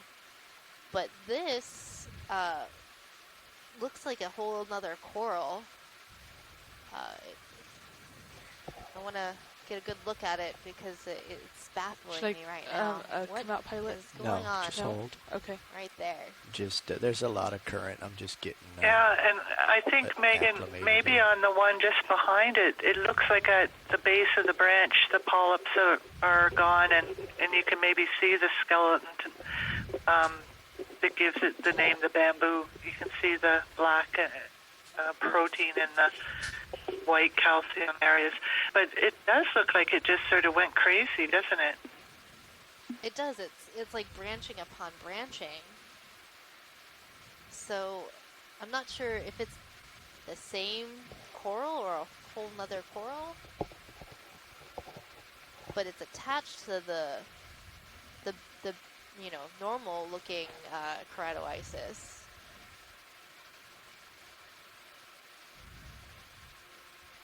So there is a bit of current in this location, which is making it hard to get us stable enough for a good zoom, but we're gonna work on it. Which exactly in this picture? It's the lower left. The big that fluffy big thing? Fluffy thing. Okay, we That's can. what we're interested Yes. Let's come out a little bit, video, and we'll get closer, and we can macro it. If you're able to zoom in, we might be able to confirm that it's Anthophila grandiflora. Okay. Yeah, we're gonna get a zoom. We'll get once they get a get nice a toe position. down here. It's sort of a steep environment, and this is a large coral that we don't want to accidentally break. I heard that. I will not accidentally break it. These are extremely sheer canyon walls, and generally speaking, the strata that it's in if we can get that has to be light, this lithified and this old to be stable enough to form coherent slopes at this angle of 30 degrees or greater, just by eyeballing it. Okay, I'm just getting my toe in here. Hang on. You can see the bambooing on the dead parts there quite well. Tilting up. Okay, we're good for more zoom. Okay, coming in. I'm going to hold it right here, Pilot. So there are a number of associated organisms with this coral, and it is branching from there we go. the larger portion of bamboo coral, but this section has gotten very, very bushy, where all the other corals in this area are more leggy and planar. Okay. Coming in. So I'm not sure if it's the same organism, and if it is, it must have undergone a lot of stress in order to start creating this whole other morphology. Some of the organisms that we're seeing in the branches here are some snake stars and some maybe some squat lobsters. Hey Megan, I'm digging deep into my my biology knowledge here, my very shallow well of biology knowledge, and I know that when there's relationship between organisms, that can either be parasitic, symbiotic, or commensalism, which is where they don't really interfere with each other. With these snake scars and these little shrimp-like things that we're seeing, what kind of relationship is there between the two organisms? Well, this is probably more of a commensal relationship where the organisms are using the coral as a home or a base of operations where they're hanging out and they're not hurting the coral at all. You want me to swing over to try and catch you? Yeah.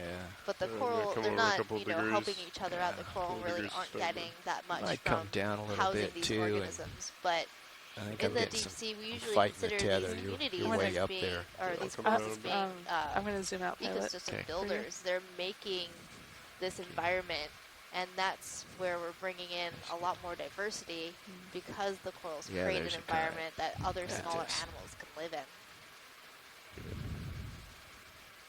Cool stuff. Very cool.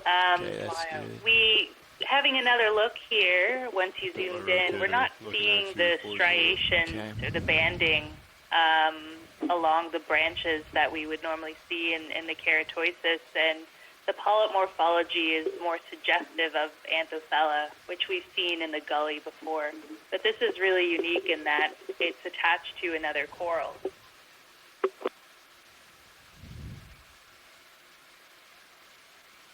Co-pilot, you have half that distance on the sonar there to the 12.5 on top of each other, so it's a very strange relationship. Can I zoom in close to where that V is? Yes. Like in the middle? The tissue had receded. I think that's where the two but we corals won't know. We couldn't possibly know like when where that it started snake growing stars off the wrapped branch around. of the other coral. Yeah. But maybe we can get a good zoom of the base of the coral where it's attaching. It's obscured right now, but maybe the breeze will blow it. We can kind of peer through there and see. Might be able to come left just a smidge here.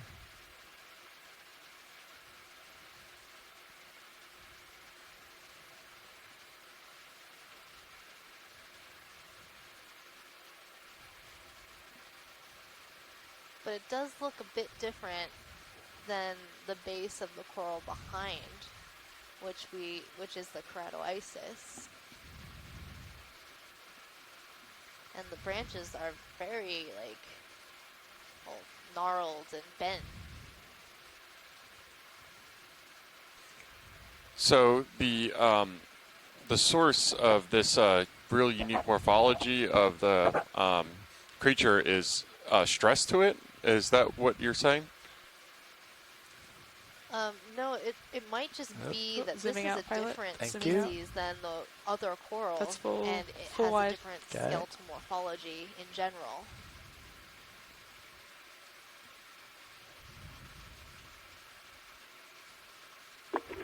It's Javier Murillo.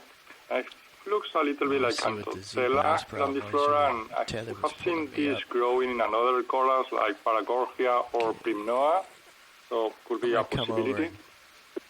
Get in your view. Well, that's interesting. So you've seen I've come over to the starboard quite a bit away from the feature. You want me to line up with the feature? So does it often grow on other corals, or is it just maybe get over taking advantage of looks like you've some closed on substrate it a little bit available? Yeah, maybe taking advantage. I have seen on hard bottom rock or sometimes in other corals, but not many observations to No. The ship has been stationary for quite a while. Correct now. Roger that. You can kill the fog light if you would, please. Okay. Lights coming off video. 3, 2, no. Thank you. Okay. Come up a little bit here. Looking down at you at 6-0. Right. If you want to line up with the I'm actually feature, seeing more I of can those swing my head. geodia sponges around this area, along I feel like with I need to come to port a little bit a to number get of perpendicular to it. bivalves. Yeah, you're And looking at it up bamboo higher coral. than I am, see? Gotcha. Aligned with the feature for me Anthomastus is, corals, I guess, like about like that. Yep. Mushroom coral. Well, I'll is come their over a common little name. bit, and I'm coming up as you come up. There's another Co-pilot, patch you're of just outside the Herwigia in 12.5 right-hand corner. on the sonar. That's a glass sponge. Saw a purple Copy fly that. by. That could have been a sea cucumber. It was moving quite fast though. We've really been canvassing our murderer's row of sponges that we hope to see on this dive, which is fantastic. And it wasn't that hard to find them, which is also pretty good, and a really good indicator that even though we hadn't spotted these organisms in the gully before, that they are here, and we've seen more than one, so they are prevalent in this area, so they make up a big portion of this community. Oh, here's another organism we haven't seen yet. What are we looking right at? Right at the bottom, middle of the screen. The purple looks like thing? a sea pen. Yeah, Yeah. the long Okay, here purple we go. fringed with the white down the middle.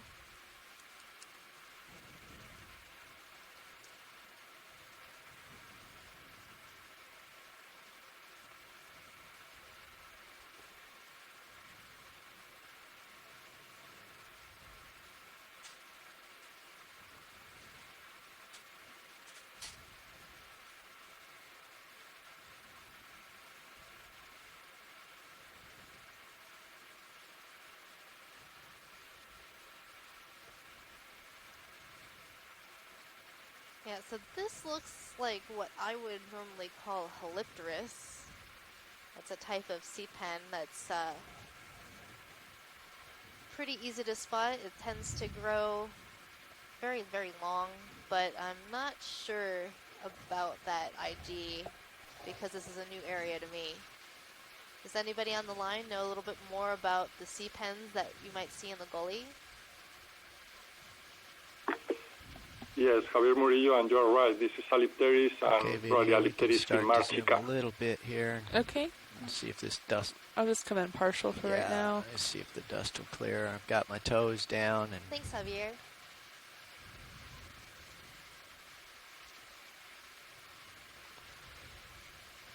There we go. It's getting a little better.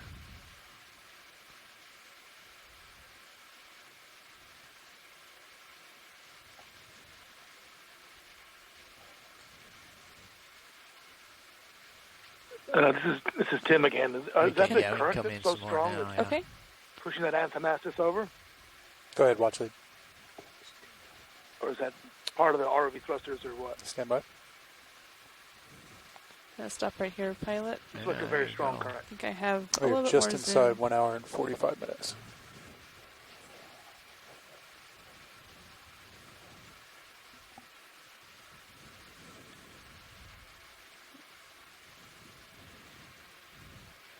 Hey, pilot, we had a question about the current that we're seeing right now. How much of that is because of the ROV itself, and how much of that is just the environment? Well, if you look at the Sirius view, looking down, you can see the marine snow is blowing sideways. There's quite a lot of current.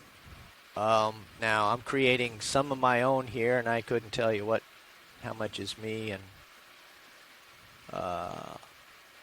how much is the environment. Although we can look, when we zoom out, we'll be able to look off in the distance. But it's quite significant. Great, thank you.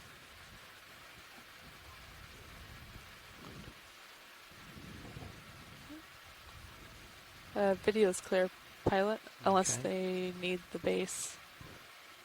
I'll come down. Do we have an answer on whether that's current it is ROV thruster? Yeah, sorry. Just to relay that from the ROV crew. Cool. I'm gonna zoom that out. current that we're seeing, a lot of it is actually apparent from the environment itself. That's full some wide. component of that is from the ROV thrusters, but I think the amount of it that's bowling creatures over, especially in the distance, and we were looking at the feed from the Sirius camera, the camera above Deep Discoverer, to confirm that. So yeah, that is environmental. It looks like we've got a pretty decently ripping current down here.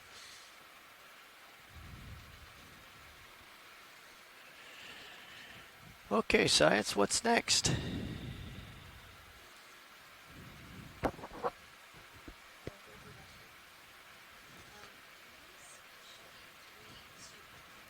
I think next we're going to be trying to make some tracks up the canyon a little bit along our dive track. We haven't gained too much elevation so far. So the folks here just want me to reiterate that these bamboo coral forests are amazing. We've never seen them this dense in the Gully or really anywhere else.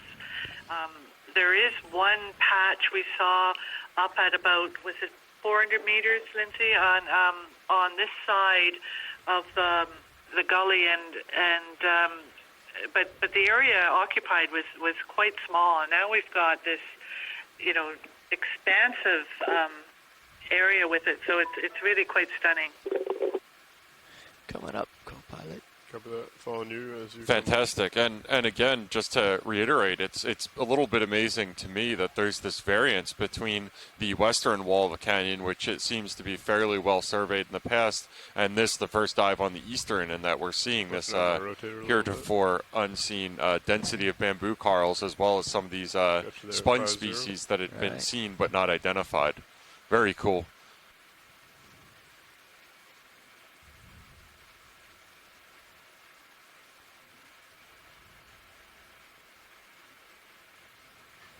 So we have about an hour and 40 minutes left in our dive.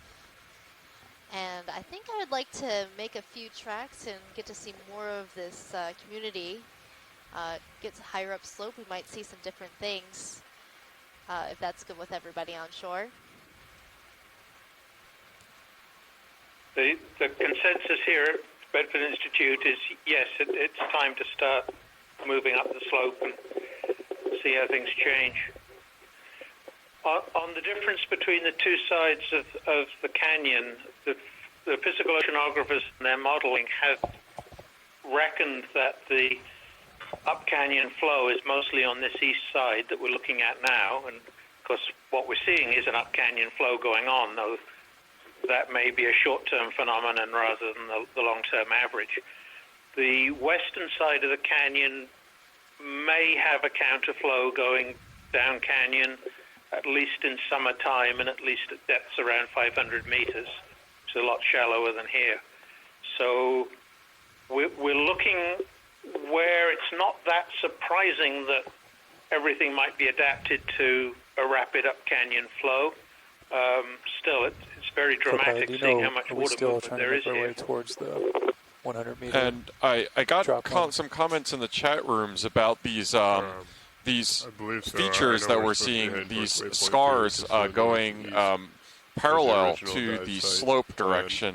It looks like somebody was speculating that it might be a trawl mark instead of a natural feature. Is anybody on the line can confirm that or speculate on that? Roger that, thank you. I would doubt that anybody has ever been foolish enough to try towing a trawl over this bottom. We don't have the highly specialized targeted trawling that has been done on some seamounts in the southern hemisphere. That's never been done here. I don't even think that those guys could work a slope as steep as we're looking at. I can just about guarantee that no trawlers ever touched this bottom. It's currently has been closed to any kind of bottom fishing, any kind of fishing at all in here since it became an MPA. But I don't think anybody's ever trawled here. I doubt that there's even ever been any long lining at this depth on this steep wall. There's lot of long lining for halibut elsewhere in the canyon, but I'd be very surprised if it went on here. If that's human, it would have to be somebody might have deployed some scientific instrument and the weight hit the bottom and gone down, but that's almost certainly a natural feature. We just don't know what's caused it. Okay, great. It's good to kind of exclude that possibility a little bit, because my intuition is these features, again, would be the kind of rills and gullies that form from downslope sediment focusing and transport, and those can be little debris flows that once they incise a first incision, they get preferentially reoccupied and channelize further debris that come down that same path. In much the same way that once a rainwater channel forms, it starts to capture flows that happen afterwards. We see that a lot on the bathymetry at a larger scale. I've never seen it on this small scale on the seabed. But then again, I haven't watched too much of this footage yet, so it's entirely possible. I was going to make the same point that we see at a much larger scale in the bathymetry, little valleys and gullies and things running down these side slopes. Maybe you could tell us, though, from a geological point of view, range how 10 meters, solid is that, bearing 040, that stone? I mean, we'd be told it's a few million years old. There was the discussion earlier on. But is that compacted into a dense sort of rock, or is that semi-consolidated mud? You know, one thing you might try is so based on the comment earlier from the Natural Resources Canada folks that this is a Pliocene or older age, which would be about 4 million years, this would be fully consolidated into stone at that point. Now, that doesn't necessarily mean that there are various substrates in the stone. Some of them are friable or more prone to erosion than others. So a lot of times what we see in this canyons are horizontal benches where substrate above has been preferentially eroded away and tougher substrate below remains. As for erosion going parallel instead of perpendicular to the slope, I don't think that would be caused by preferential substrate because it's cutting across strata or through them, not along them. So I'll need to think on that a little bit and hopefully consult with some other geologists. There's some other USGS experts who are involved in the Okeanos project a lot that I can consult with and see what they think about this ROV scale rills and gullies that we're seeing within Gully Canyon. They're really fascinating.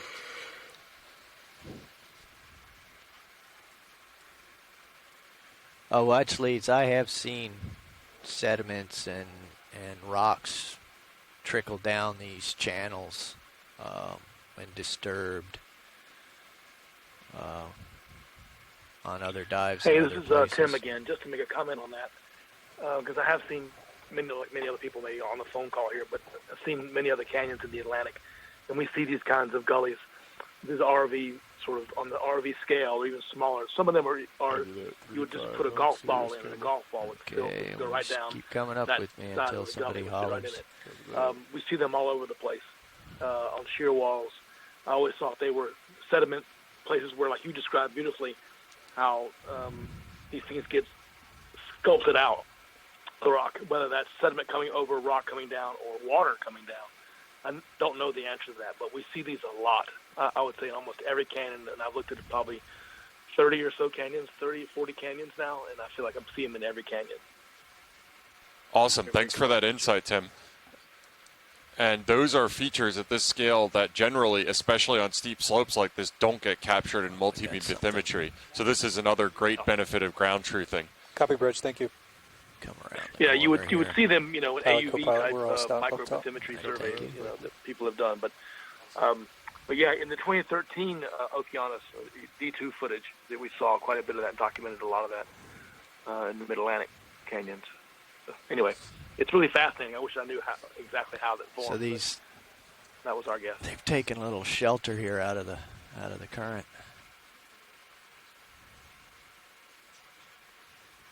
You should notice we sort of left the bamboos for a minute there and got a bunch of those, I guess it was Dreyfus type corals, sponges. I'm not sure what they were, but they were these small gray translucent things Now we're back into a forest again, but it was interesting to have that transition for just a moment. We lost the bamboos. Yeah, I noticed the bamboos went away, and then we saw a little forest of soft corals, the soft corals in the family Nidality that we saw earlier. Another 10-meter move. And now that we're in these higher areas, it seems like with more rugosity, the bamboo corals are back. Copy that. 10 meters at 040. Good copy. Thank you. I'm also noticing this encrusting yellow. I think that might Bridge be RV now. Another maybe position a change, zoanthid please. or Range 10 meters. another type of Bearing coral 040. that encrusts. Speed 0.2 knots.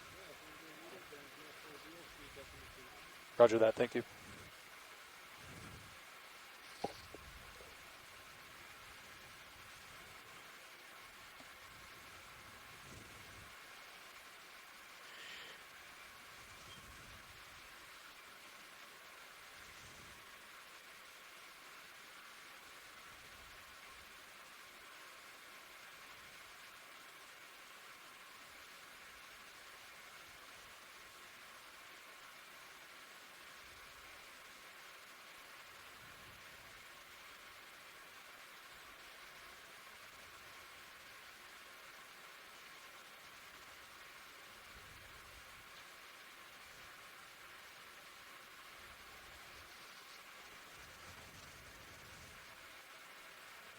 Getting a little stretched out there. We have the trips underway, so I should be able to. And just to relay something that Calvin at Natural Resources Canada said in the chat room, he did comment that in exploration wells, so boreholes deeper in this location, they found loose sand within layers of consolidated rocks in between them. So it's possible that there are substrate like that that form initial incision points within canyon walls that are then reoccupied preferentially.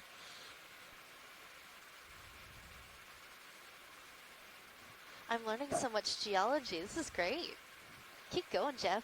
I'm loving it.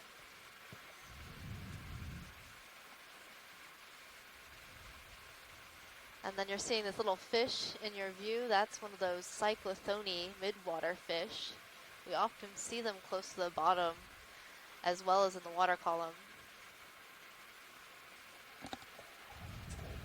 One other thing to relay from Calvin, he's in the chat room instead of being on the line, is he mentioned that they've collected AUV, so autonomous unmanned vehicle multi-beam data from a canyon nearby that show these rills and gullies on a decimeter, so that's 10 centimeter scale. So that would line up with the observations that we're seeing here visually, which is really neat. Those features aren't captured again in shipboard multi-beam, and kind of emphasizes the need for data collection at this scale as well as aboard shipboard to get a larger geological picture of areas.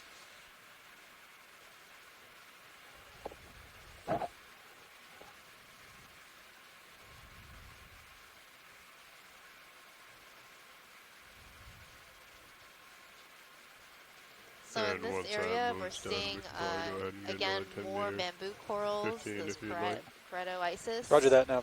And the Nidality. That's another 15. Soft corals, as well as some glass sponges and Demis sponges. Bridge RV now. That yellow might be interesting to zoom in on please. in the rock just ahead. Range 15 meters, bearing 040, speed coral 0.2 knots. Over the rock. Copy that, thank you. Pilot, can we zoom on that yellow boulder? Yeah, we're maneuvering. I always seem to be attracted to the yellow organisms.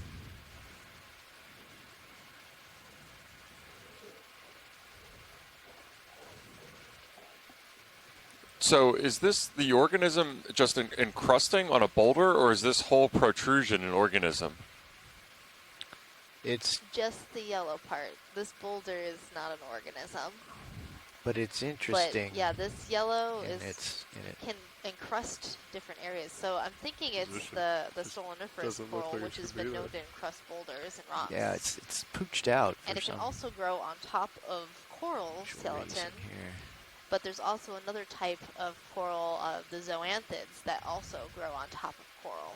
So we might actually have two Fog things light here. again, please. The crusting on the rock and then crusting on the coral. Coming on 32. No. And I wanted to confirm that this this boulder isn't actually part of the organism itself. If not, this tells us really interesting things about this rock wall, that you have relatively fine-grained sediment, and I mean relatively fine, from sand down to mud, and then all of a sudden a large boulder. That gives you some information about the depositional environment that this rock originally formed in, Pliocene or however old it happens to be, that there was an event that transported sediment from fine grain down to sand to this enormous boulder. So that says that when this was originally placed, it was some sort of really energetic event. It might have been during a sea level low stand, a glacial outburst flood, potentially, as just one possible hypothesis.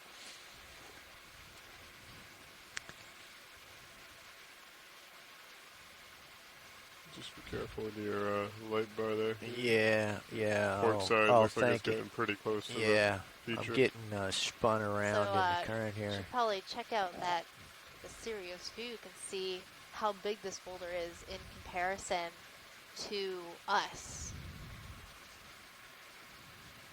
So video, we can get a little bit more zoom here, ever so gently, as I bob around here on D2. Okay. Do you want a partial view? Yeah, just a partial. Just so we can get a little more detail on this coral. The question was it stoloniferous? Okay.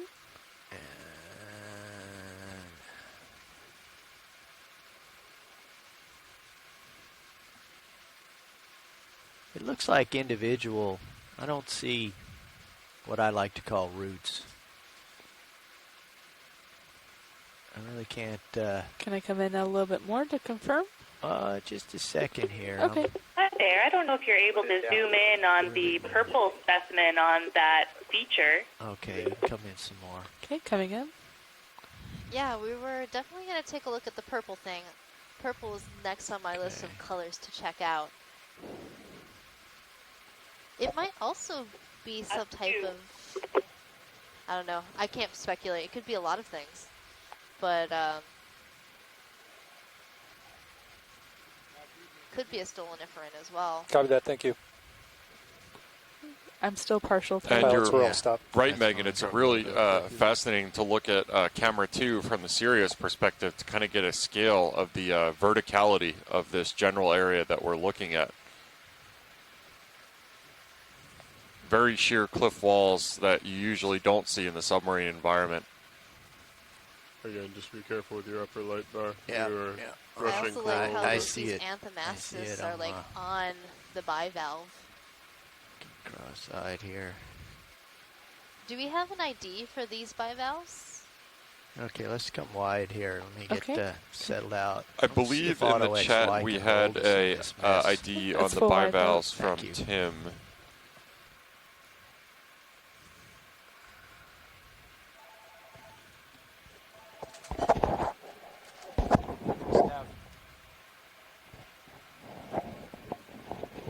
Akesta?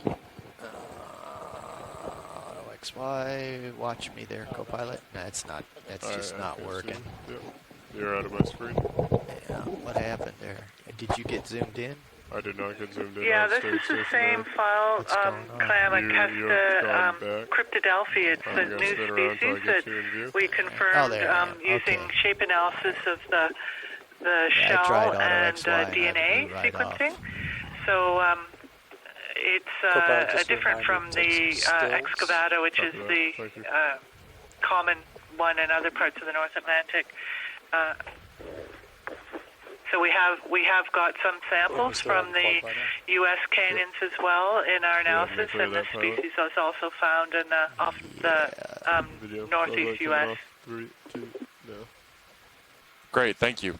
One other thing that I wanted to highlight from the chat room, Kelly Brumley also posed a hypothesis regarding that boulder that we found affixed in that rock wall. That could have also been the result of ice-rafted debris, which is when a iceberg detaches and has sediment attached to the base of it, starts to melt as it moves over the ocean and can drop really large stones in the middle of really fine-grained sediments. A lot of times you see that in Arctic latitudes, and it was a really good thing to point out as another possibility for how that large boulder ended up in an otherwise pretty fine sediment.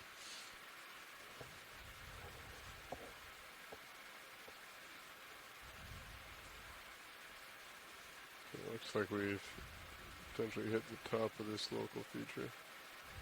There's some more of that Hertwiggia sponge, along with, again, more bamboo corals. I love forests of bamboo. It's quite a forest.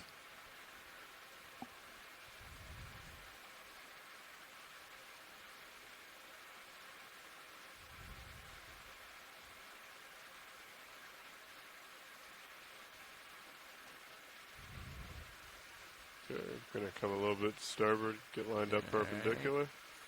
Headed over that away. Copy that. What's this black stuff? Okay. I will hold there.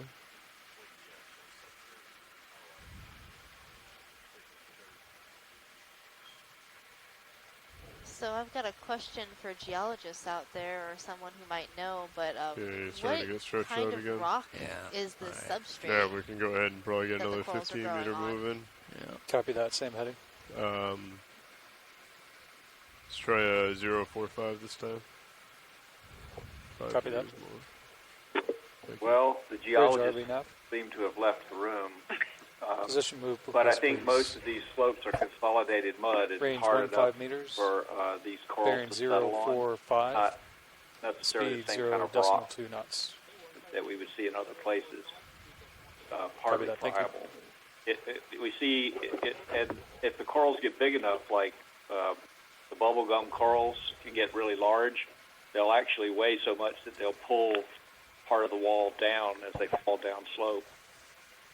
So it's not exactly mud, and it's not always real hard like a rock, but it's hard enough for settlement. Oh, that's really interesting.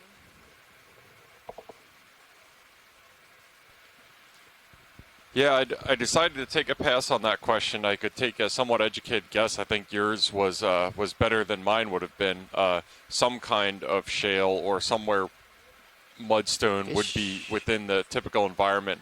But it would be affected by the depositional environment of what the energy was in the area at that time. That's partial. Yep, I'll catch up with it. What is being deposited currently in the current age will become mudstone in time because it's really low energy environment, fine-grained sediment settling out of the water column. Could we get a close-up of that sponge? Is that possible? Oh, we've alerted the fish. We'll take a look at a few things here. I was interested in this coral right about the fish. We're going to get a good look at the fish, and then we'll look at that sponge. That's good. So the fish we're seeing is another type of rat tail or grenadier fish in the family Macroridae. Would you like me to zoom out for fish is probably looks like Coryphonoides rupestris. It's real close. And there we go. There was a Brisingid sea star that was close to it. These are fairly common fish in the canyon, one of the larger of the macrorids.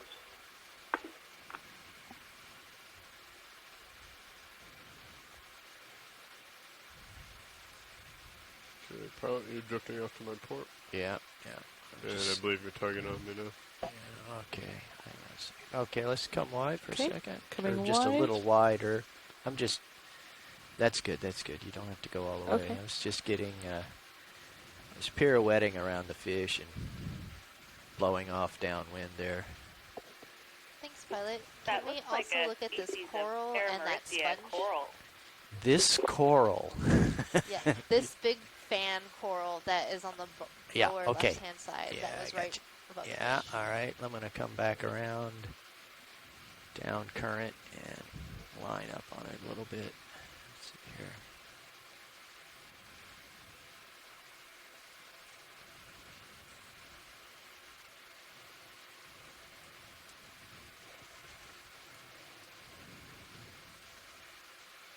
Okay, we can get a little more zoom video. Okay, zooming in. Let's hold that for a minute. Okay.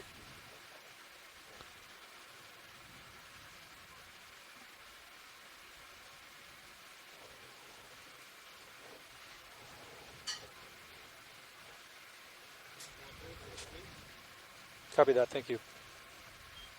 Pilots, we're all stopped. Okay. Copy that, thank you, Nick. This is a pretty large coral with a very wide base. Perhaps since this is a mud substrate, they have to spread out their base like that in order to really attach to the wall, I'm thinking.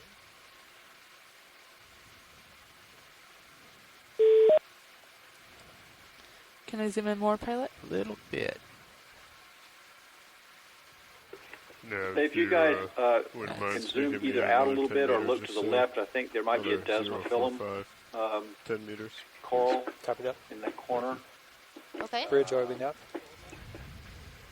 Another position move, It was please. up above Do this coral. 10 meters at 0.45. Okay. There's interest Speed in another 0.2 okay. knots. Zooming out just a little bit. Roger that. Thank you. Okay. What are we looking at again? I had a lot of voices going at once there. Out, zoom wide. It's full wide. Okay. We zoomed out. I'm not seeing the desmophyllum. Color? Oh, is it that purple one? It's directly. There are two individuals. There's one to the left of that coral, just above it, and one directly above it. Just be wary, pilot. If you Okay, go more pilot, it's left, directly you above have this a coral feature that right we were there on looking your at. port side. The bigger one is to Oh, the I left, see it. just under those bivalves. It's those crinkly-looking corals, pilot. Yes. Yeah. And the upper left-hand side. Crinkly. Cup corals? Yeah, the cup corals. Ah, yes. Okay, so I need to come down and look up then. Just hang on just a bit here.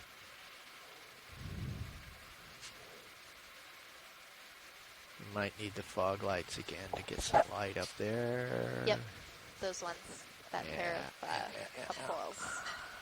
So cup corals are hard corals, very much like the hard corals that you see on a shallow water coral reef. But these ones are single polyps. Okay, zooming in. And that's as big as the Fog polyp. Just hold that. That Okay, one holding. Okay. Let's try fog lights, see if we can get some more. Video lights are coming on in 3, 2.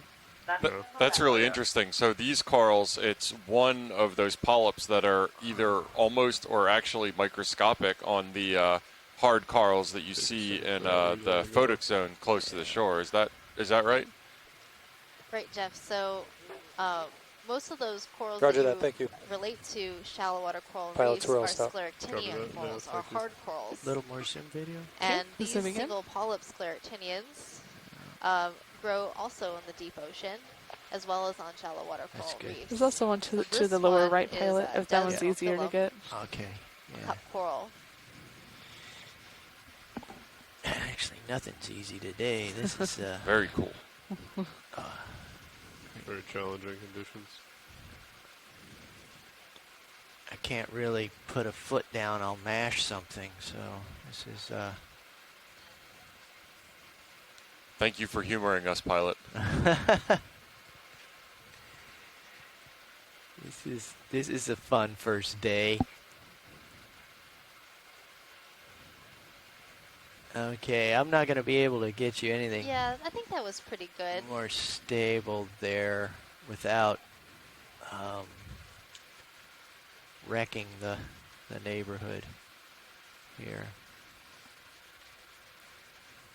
There we go. A little bit more zoom real quick. Okay. We got a zooming question really in the quick. chat room as to the ID of There we those go. deep purple corals as well. There we go. So I'm thinking that purple might also be a type of stoloniferous coral. It looks like I you're can't getting go pretty close much to further that than wall that on your with Okay, my port. I'm going to knowledge. zoom out, Pilot. Yeah, Maybe come someone wide. on shore. Okay. Clavularia? Yeah, See that's that in full the wide, chat? Pilot. All right, thank you. Let's start breathing again here.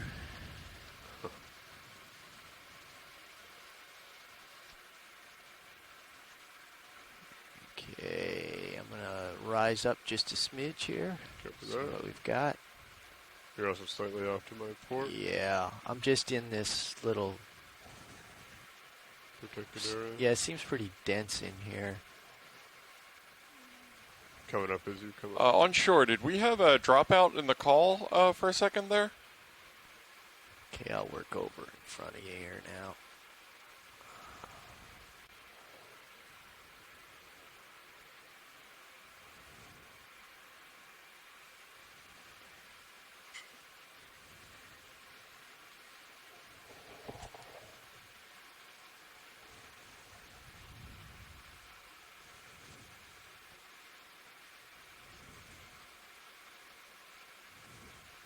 Can anyone on shore confirm that we're still patching through? The only way I can make headway is to get my nose into this current. Yep.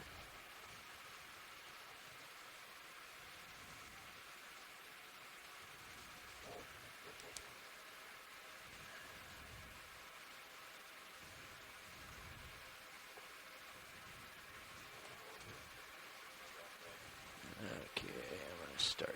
Okay, Jeff, that means it's just you and me. We can hold down the fort. Do we see anything just at the bottom of the screen in this scarp here that we want to look at before we head up up the hill? Yeah, Pilot, there was a sort of leafy-looking sponge in this area. Okay. I'm not seeing it in the screen right now. Okay. Can we just lower maybe pan back and forth? Center, yeah. Let me come down here into the more dense. Is it? If it was clear, it may be back to your port. Yeah, it was a very, very thin fan-looking Okay, just coming sponge. back this way.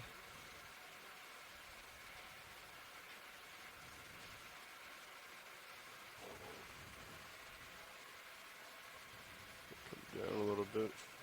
Coming down.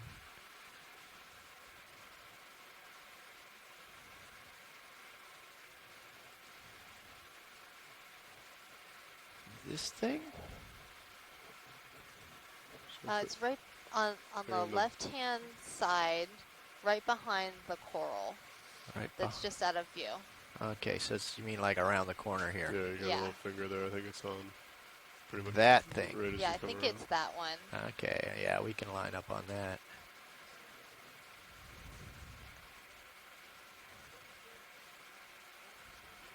Okay, looking down, 6-0, plenty of Gotcha. time, ship stationary. We'd have to ask if they'd be okay with that.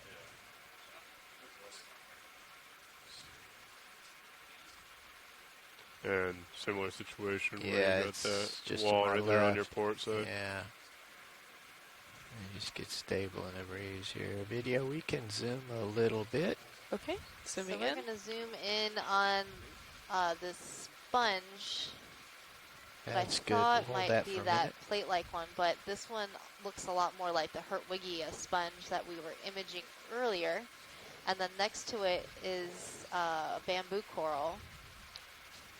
So just another type of bamboo, and along with these keratoisis bamboos, and we've been seeing throughout the dive. There's a dictyalis or euplectellus sponges around here. Those are those vase-like sponges. And the Acesta clams, bivalves, that we're seeing everywhere. So that looks good, Pilot. Thank you. Okay, wide please, video. Okay, And up and away. that's full wide. I'll follow you as you come up. So we lost sight of that plate-like sponge that we saw right when we landed to take a look at the coral and the fish. But hopefully we see another one around here. It looked like a type of glass sponge in the family Eurydidae, something very thin and fragile, friable, as a geologist might say. Is that it? No, that's the Hertwiggia sponge. Okay. It's the same as we just looked at. Alrighty.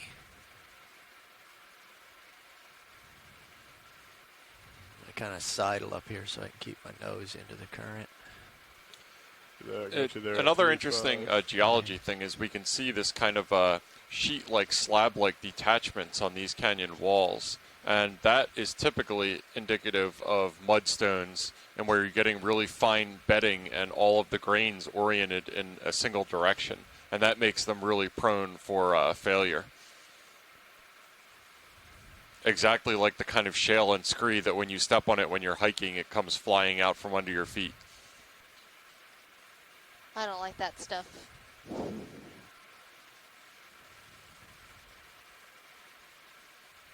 Here's another one of those corals on a coral. Remember that big bushy bamboo coral that we saw attached to the more leggy coral? That was Anthophylla? So, Megan, are those two different species of corals, or is it two of the same species on top of each other? It's two different ones. So the base coral, we believe, is the Crustacean coral, and then the 045 again is the Anthophylla, which has been seen growing on other corals. So it's likely taking advantage of the substrate.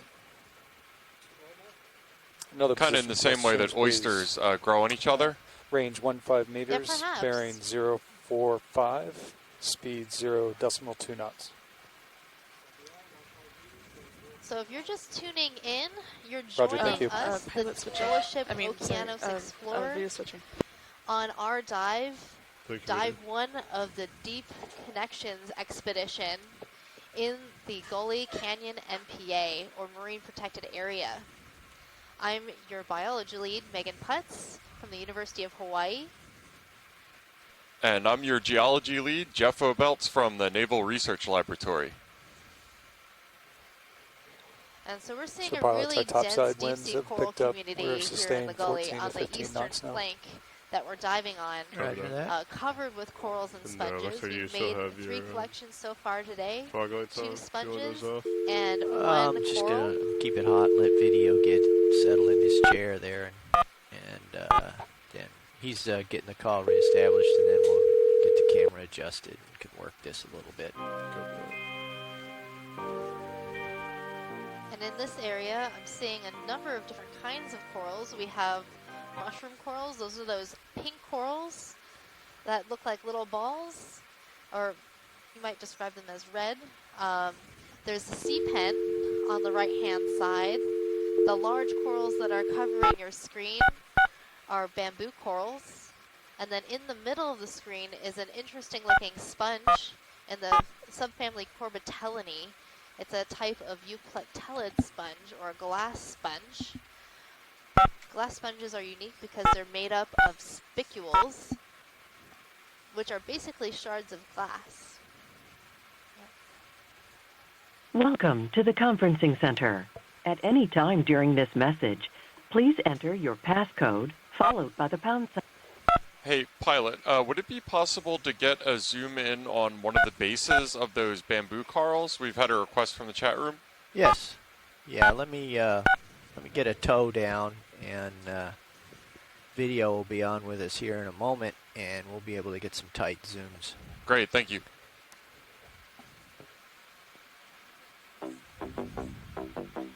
Ship is underway, pilot. I shouldn't come over you, but your passcode has been confirmed. Yeah. If you need technical assistance during your call, press *0.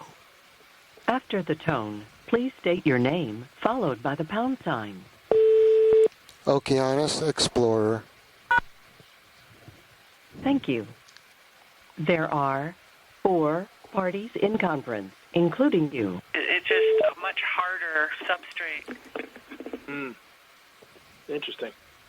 I'll put a plug in that you guys should write an abstract for the Ocean Sciences Aspire session. Oh, yeah, cool. About this fun new discoveries. Well, we've it out there. We've got I haven't actually published the data from the other wall, ROV collected data. It's been analyzed.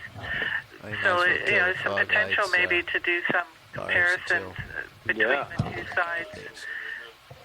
I'd like to go a little shallower so we can see if we get into another zone where they would become more similar. Actually, while we are set up here, I agree. That'd be really neat. Yeah, let's let the mud clear a little That bit. thing on the bottom, do you see that curly white thing? We thought that was a coral. And we didn't know what it was, and we collected a sample, and then we did our DNA testing. It turned out to be the egg case of an invertebrate, a pelagic invertebrate, possibly a flatworm, Cromborgia, I think it's called. And so that was kind of fun because we had to use the DNA to figure out what it was. That's wild. I totally would have thought it was a black coral. Down a little bit. Yeah, it's. Yeah, no. So don't say that because we know it's not. Howling.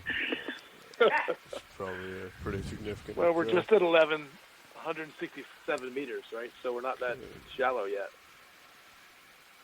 Be nice So to go Caitlin is settling in over there. That'd be nice to keep going if we could, get up maybe to 700 meters if we can, Okay, just I'm to back. see if we cross into a Let's get a transition zone, or zoom if we're just here. going We're to keep going interested like in this. this rock that everything is. Sure. Okay. This is in the rock itself. This is we're working on a crest right now to look at the holdfasts of these corals from Javier and Tim, and then we'll continue to make our way up the slope. We're going to try to gain as much elevation as possible.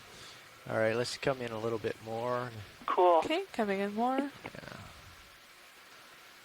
we'll just wait for the dust to settle a little bit. There's the dead one there. Yeah. Looks like the magnesium crust from the Pacific. Okay, I'm going to try to ooch myself over to the left a little bit. Not seeing a lot of animals on the dead skeleton parts, not seeing the typical barnacles. There's a nice little crab there. Around a little. Might be a cara salad. It's pretty thick in there. It's hard to resolve the individuals. Let me look up at this other guy here. Further over to the left. Anyway, there's a crinoid on the living part. That's nice. But it's interesting not to see a lot on the dead material.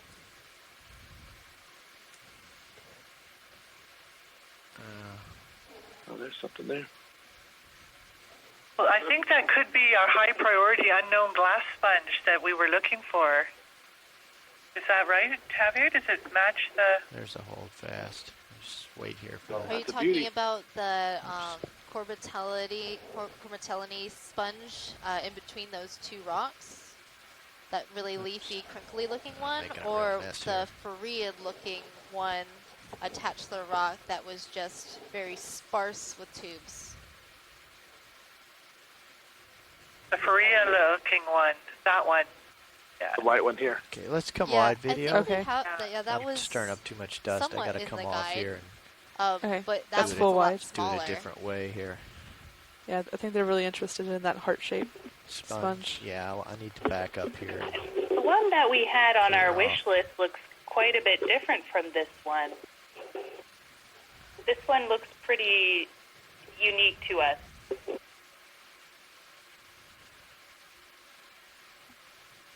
I have a good visual of you and Sirius. Yeah. You're clear. Yeah. We're just going to have to come back. Yeah, I think we were having some trouble staying in that position, so that might not be a good collection, especially with how dense everything is in that area. I could get it, you but... think so, Pilot? Yeah, but what I was trying to do is stop making sediment so we could visualize it. But it might be possible to collect it. Okay, Pilot says it might be possible to collect that organism if you think you'd like it.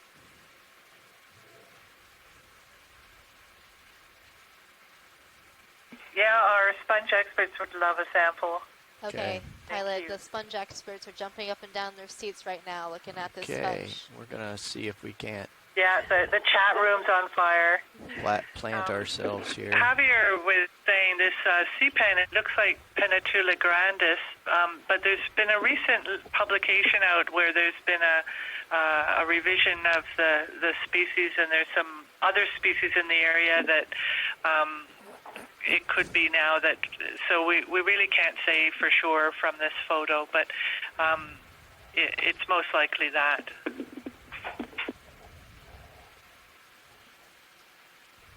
So that Pharean sponge that we're seeing looks a lot like what we've called Pharea in the animal guide online. So that's the deep sea animal guide that's collected images throughout the Pacific from the Capstone project. And then the team I work with back at the University of Hawaii is going to start working on an Atlantic section of that guide with all the animals that we've visualized throughout the few years in the Atlantic. Got 75 on the vert. Got auto head in. Well, that'd be great. We can get some tissue and DNA. Our sponges project, which is one of these projects associated with Aspire, they have the ability to help with the identifications and give us a kind of definitive sample for your guide. Okay, if we can get mini yeah, we would over definitely there. appreciate any input taxonomists might have for any of these I got animals. mini. I'll line it up for you. Especially since most of our experience is in the Pacific Ocean, but we're branching out into the Atlantic, learning all about the deep sea animals. There are a lot of similarities, but there's also a lot of differences. How does this orient, and Lars? I can't tell you how helpful having this one at all. experts emailing us with information has helped improve the guide online. Ah, yeah, okay. That's familiar. Alright. That's a position that most pilots feel is the most comfortable. Okay, and the hydraulics button is down here. Yes. Okay, your arm is live. Okay.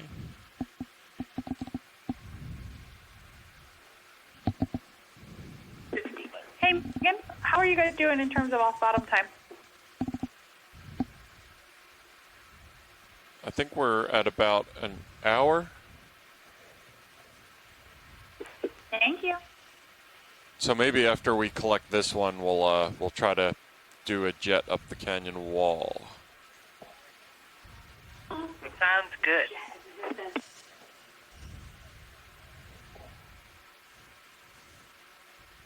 1 hour. Confirm 1 more hour of bottom time. Pilot, I don't think that's the sponge we wanted. I think we want the other one that's right in front of us. Not the white one. There's 2 white ones. So there's a white one directly if you rotate your rotator down. So shoreside, we would like to you see, do you want this one that the pilot's going for now, left? or this one lower Oh, on the little screen? tiny one, eh? The big one, but if you can get both in the one scoop, that'd be fine. Oh, we can only get one. Well, wait a okay, minute so now. they want the big one. You're right, pilot. It's near my fingers? Yep. Okay, thank you.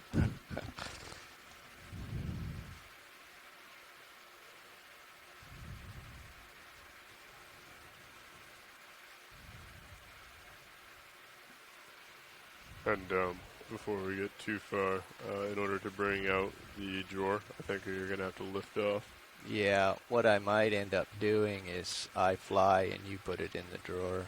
That's what might end up happening, depending. Copy that. Because I didn't have much success with Auto XY earlier. But we'll see. Take it a step at a time here.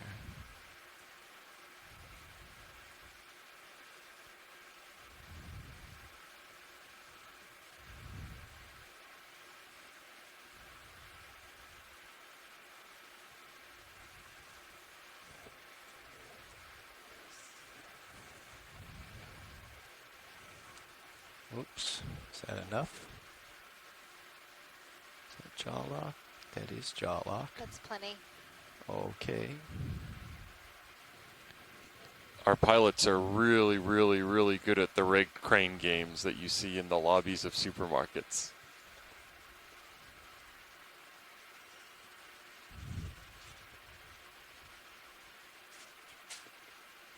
Oh, what's our jaw force? It looks like it's probably pretty light. No, I've still got it. It looks like it's opening. It is opening very slightly. Oh, well, got it now.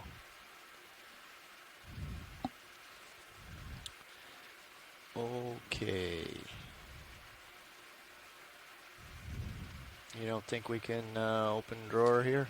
I think if we do, we might run over quite a few coral. Okay. Let's just discuss this. There may be an open spot off to your starboard that if you just picked up and moved over slightly, you could get set back down. But I think the best bet would be to try and come off the bottom, try and get into auto, see if it holds. We're in a lot less current right now, so it might have a better... Yeah. Try lock off, auto heading off. Going up, backing up.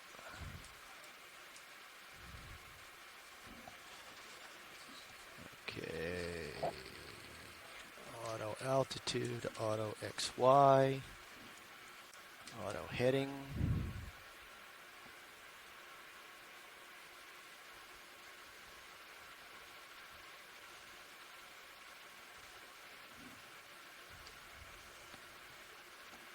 Okay, let's bring the auto altitude up a little bit. There we go. Okay. I think it's going to settle down here. Just give it a minute. Sure. Setting up the sample buckets or containers. Again, we're going to the starboard outer. Okay. So it's going to be that awkward kind of armpit of the of the craft.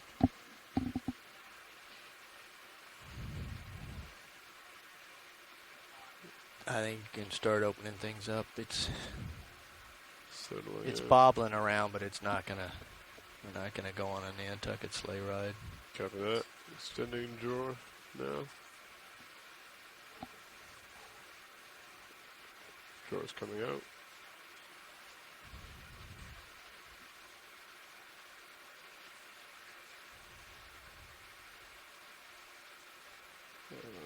Should be fine with the okay, drawer's all the way out. I'm going to go ahead and bring Mini Zeus over so I can see it. Line you up with that.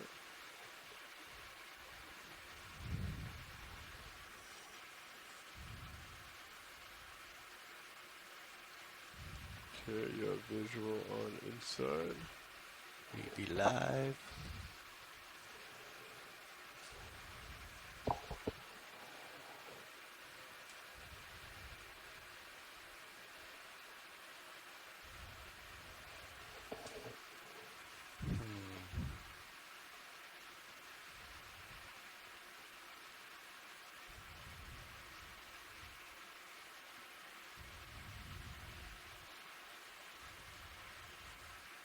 This is really... Yeah, so you kind of need to go down with the shoulder, but back. Yeah, need to get my shoulder down like this. Yeah. And then work in your forearm and wrist. I believe. Yes.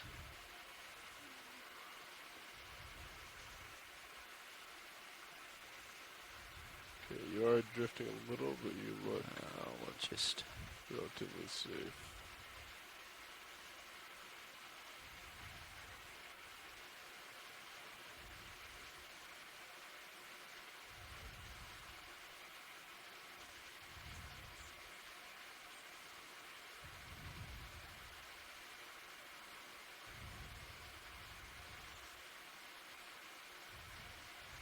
Okay, jaws open. Oop.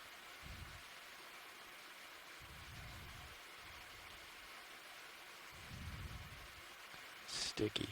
Yeah.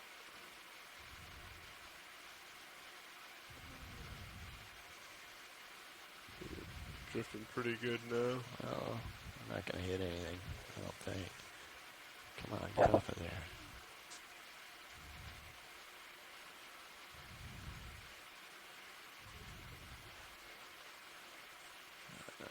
Okay, close it up quick. Okay, come in. It's coming out. I might get a little piece. So I have it stuck in there right now. Wait a second. What we may want to do is... Yeah, let's get the vehicle stabilized here. I agree. You're getting pretty close to that. So it is stuck in there. Okay. My thought is if you...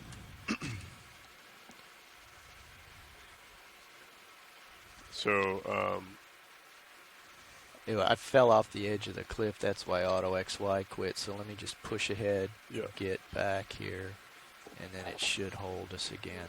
So my thought is you face into the current. Yeah. And then we both come up relatively quick. And as we come up, I'll push the drawer out, and hopefully that upwelling that we create will push the sample in. It seems to be pretty light, pretty fluffy. However, I'd like to get good let's see where visual we are. of Sirius. Yeah, okay. Yeah, so switch cameras. Good with that. Okay, so you are off to my... Yeah, I'm down current. Well, let me come back. Gonna swing over a little bit so I get you. I'm coming this way. Delta's pretty low. Alright, I see you there. Okay, do you agree? If you're lined up into the current where you feel comfortable. Okay.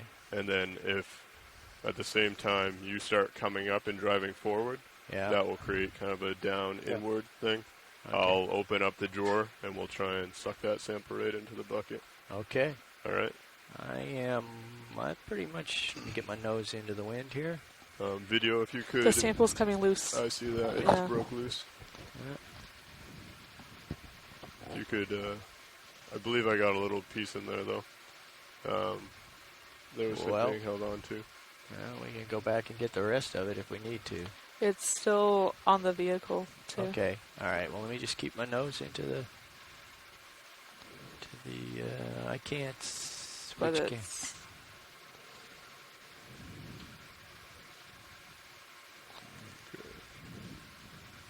All right. I'm getting out of your... I'm coming back over. I came over to port quite a bit.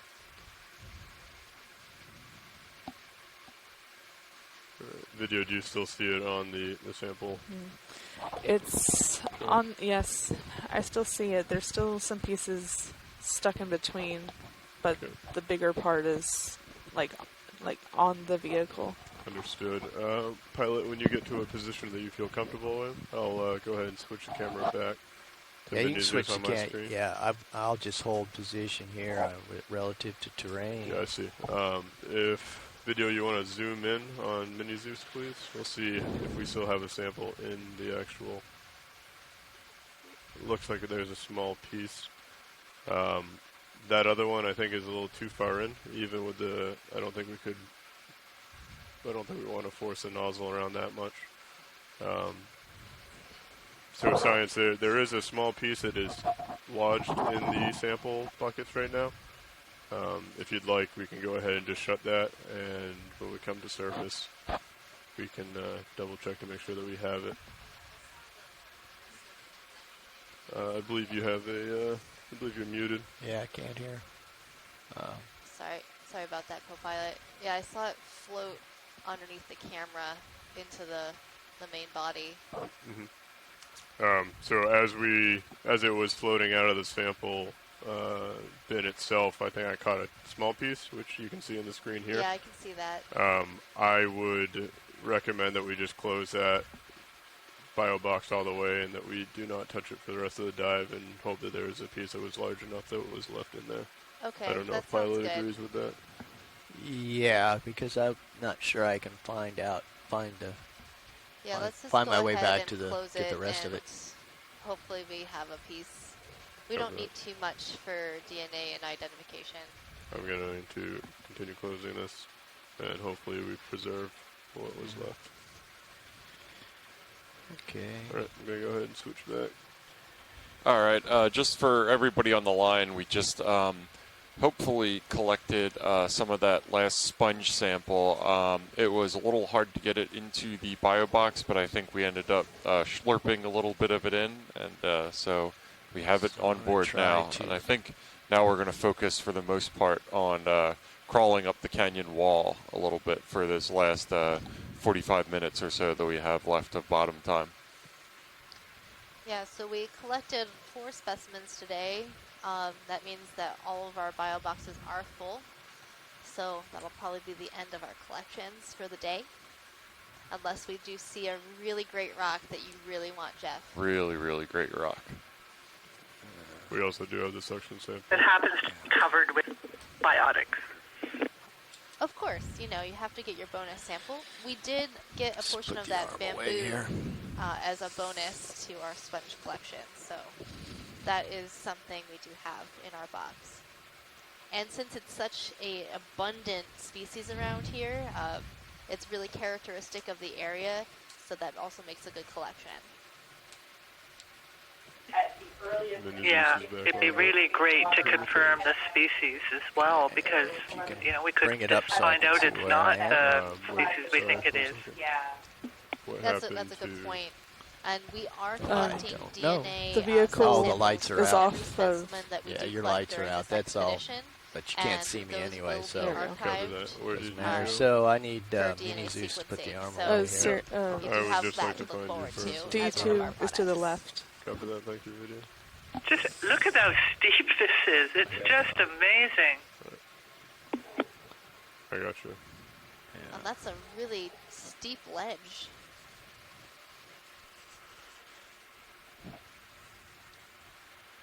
Okay, that'll have to do for now. Already on Hydraulics shore, are I would off. suggest taking a look at the Sirius view. So that's in feed 2.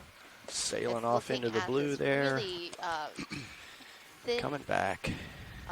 Ridge along the canyon wall. Okay, you're off to my port. Yeah. And I'm getting pulled significantly. Yeah, there were some amazing shots on that view not too long ago, just before we collected that specimen, and you could really get the sense of how vertical it is. Here.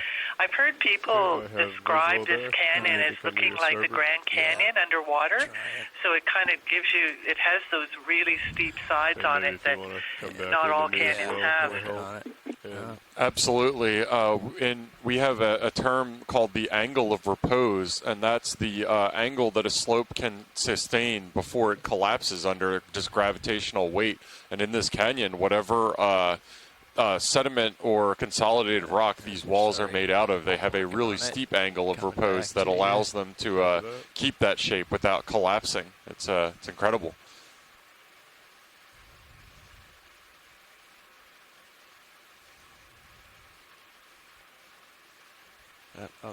Where'd you go? You're dragging me again. Oh, sorry. All right, I'm trying to lateral to you and keep my nose into the current here. Okay, I'm going to keep coming around, try and join your heading. Right, working on it.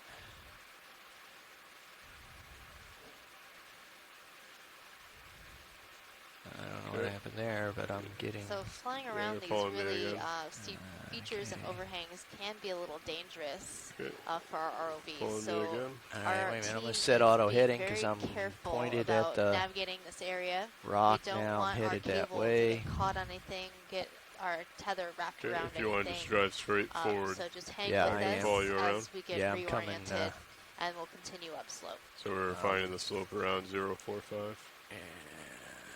Coming at it. I'm just coming into view. Here we go. Well, that was if you are fun. just joining us, you are currently diving in Gully Canyon. And this is located in Canadian waters. Pulling back around. The Gully Canyon is part of a larger MPA. You want to the Gully MPA, so more protected area. Yeah. This is one of the first protected areas in the Northeast Canada. And it's just a brief... Look at the view now. Look at D2 now. Right? Yeah. Yeah, this is an incredibly steep cliff wall that we're at right now, and we're going to try to ascend up this, continue up the slope. Okay. This has been fun.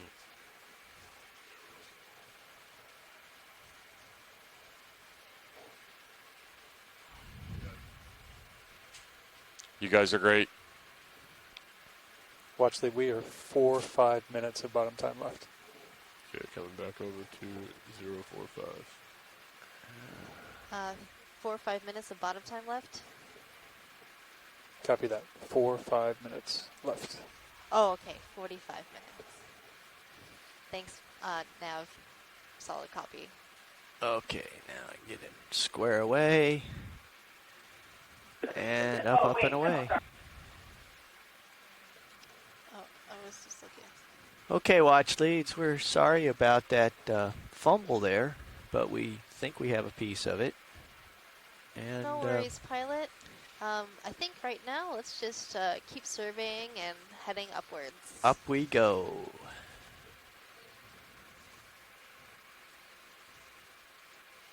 So it's an interesting contrast to look at this cliff wall as compared to the really sheer one that we saw to the left.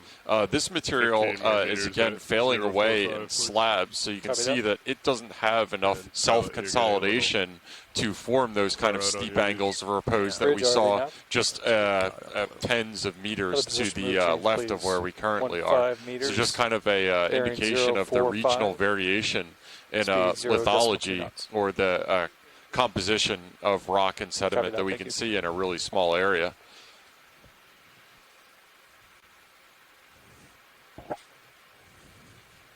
might be another of those sponges right up there.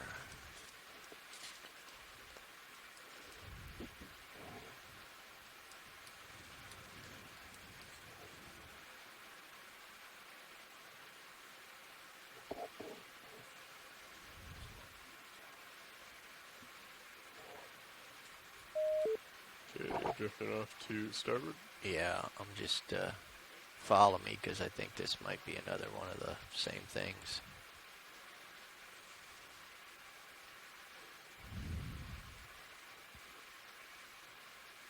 Video, can we get a zoom, please? Okay, zooming in. Gonna hold this partial. Yeah. Fantastic. So this looks like another one of those undescribed sponges that was the target of this dive. Another really nice sample. I think we have a decent chunk of one of those in our bio boxes already, which is very good. This might be your last chance to be sure. Just so you know. I think we should just get some good imagery of this. Okay. I don't know if we want to chance opening the box again. Okay, understood. Okay, video, we can zoom a little bit more. Okay, coming in. Agreed. I think we should just not risk losing what we've already got. You want to capture some stills as well? But I think this is a better view of the same sponge. We can really take a look at all these oscula. I'm gonna try. Let's come wide again, video. I'm gonna try to get a toe down here. When we picked it up before, you could tell it was a very soft sponge. It's typical of eucalyptid sponges.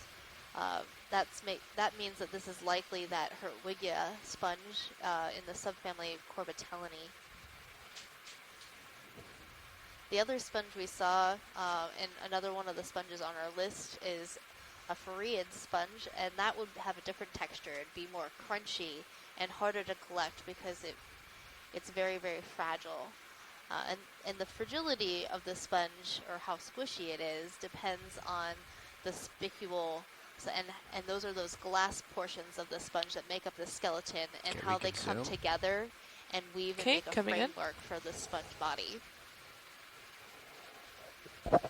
It's a partial pilot. A little bit. You were at the extent of your tether. Pilot. Okay.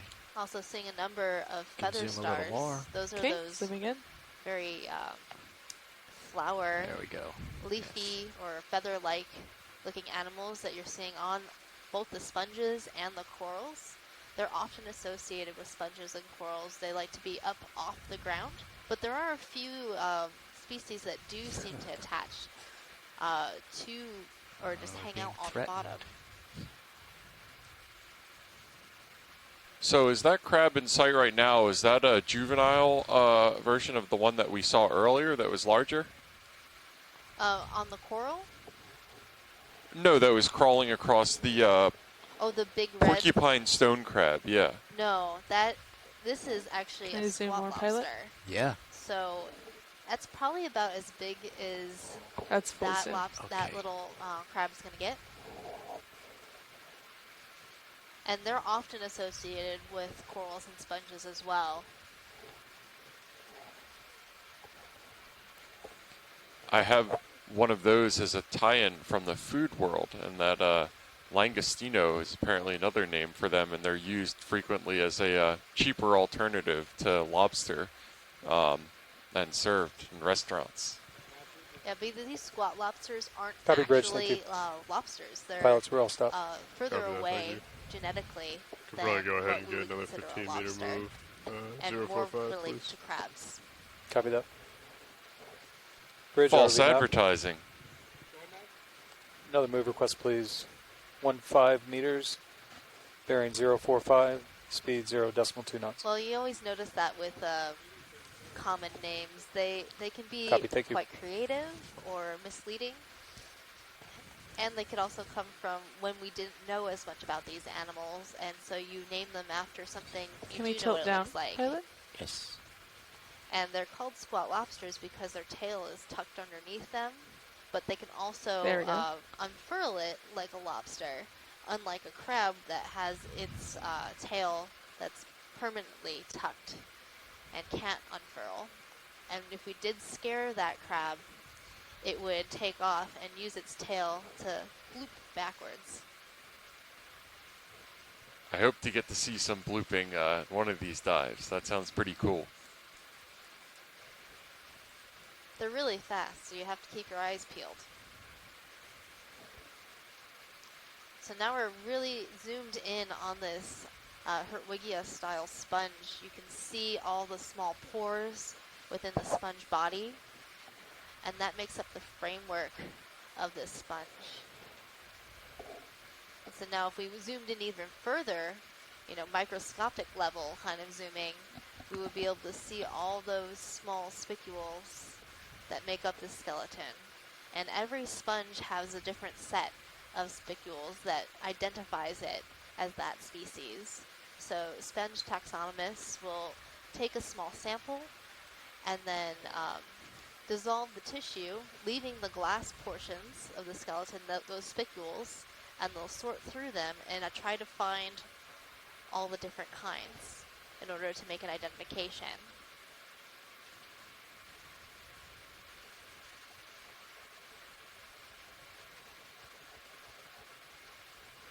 This is just beautiful. My wealth of sponge knowledge is increasing exponentially. And now there's a bunch of brittle stars that are also associated with this sponge.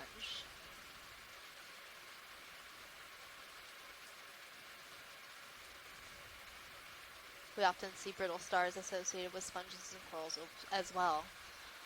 A lot of iconoderms like to be in these communities. That's why we're seeing a lot of brittle stars. We're seeing a lot of crinoids, sea stars. There are a number of predatory sea stars.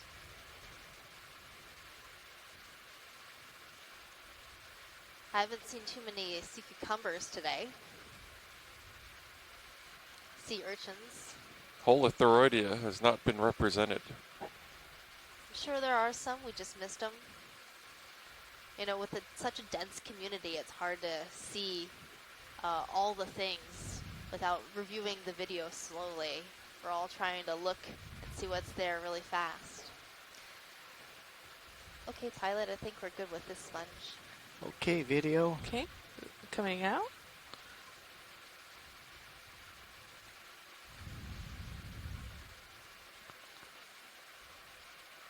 But just imagine That's if full there white weren't pilot. these corals and sponges here, none of the other animals would be here that are on those corals and sponges. You might see, you know, the brittle stars that are on the ground. You might see some cucumbers or urchins floating around across the substrate, but those crinoids, the zoanthids, you don't have a whole lot of time anything there, that pilot. likes to be on top of other things. Ship's currently moving. I'm It would headed be a up less that diverse away when community for sure. I can.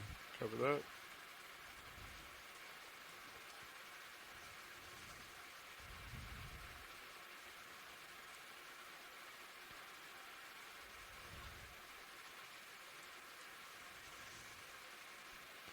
So the cookbook for making this kind of community is the food in the form of upwelling or some sort of current to bring food towards them, some sort of hard substrate that the initial settlers can anchor to. Yeah, And then once those moves, foundation species that you were talking about settle, 20-meter then the whole ecological web gets built up from there. Is that a correct summary?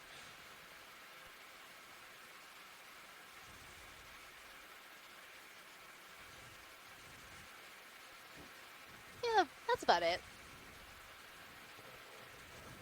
Look at this geologist taking over the biologist job. See how it is. What's that? Here's a rock that got if we tumbled could, over. if we could zoom in on that, that looks pretty neat. Video. Okay, coming in. Holding there, pilot. Okay. Yeah, and then the red thing on top came later. This rock is a very different color than the rest. Can I zoom in now, pilot? Yes. Okay. Of this area. I mean, it kind of looks basalt-like, but there's a carnivorous sponge. Yeah, my Geology 101 tells me that darker rocks are generally more iron-rich and are in the mafic category. And those are generally get darker and denser with increasing iron content. And as to what that is in particular, I can't hazard a guess, but probably, something more mafic than a felsic rock, like a lot of the ones that we've been seeing so far.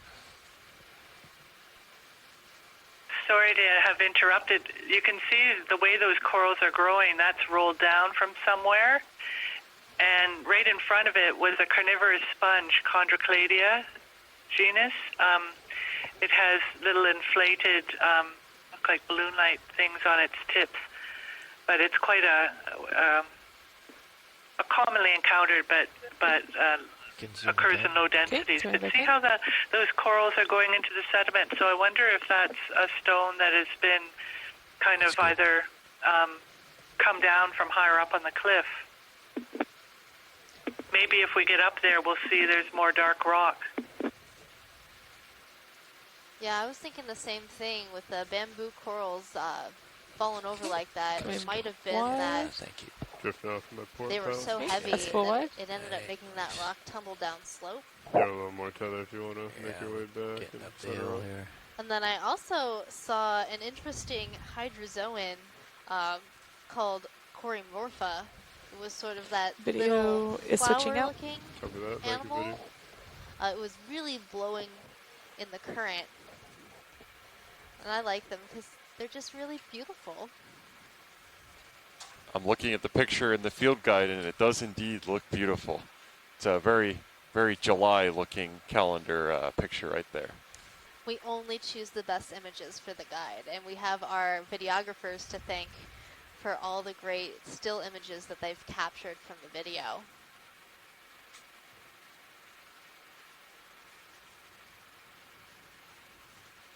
Also, one thing we haven't done yet today is introductions to the front row. So if you're watching, you'll see our pilot, co-pilot, navigator, and video over in the corner. Can you guys introduce yourselves? Starting from the left, Chris.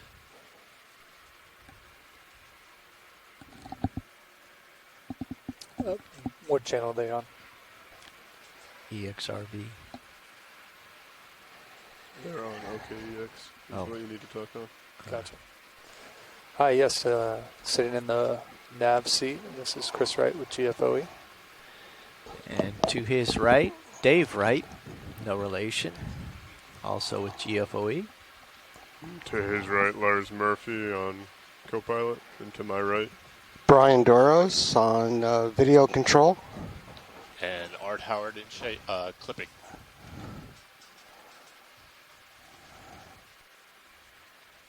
So these guys, they help us do all the things we do. They're all with the Global Foundation for Ocean Exploration that designed and built the Deep Discoverer ROV. Got the 20-meter move in yet or no? I haven't got confirmation of all stuff yet. Cover Alright, I'm stretched out here. That's correct. Sorry. That's a really weird sponge right in the middle of the screen. Copy that, Bridge. Put another move request in, please. 20 meters, bearing 040, speed 0.2 knots. But it's got a very strange morphology. Roger that. Thank you. Yeah, it looks a lot not as bushier as the others that we saw that were similar. Yeah, this is, I think, a completely different family from the bushy one that we were Tighter trying there? to collect. A little bit more, yeah. Yeah, hold that for a minute. Let me get... there we go. That's good.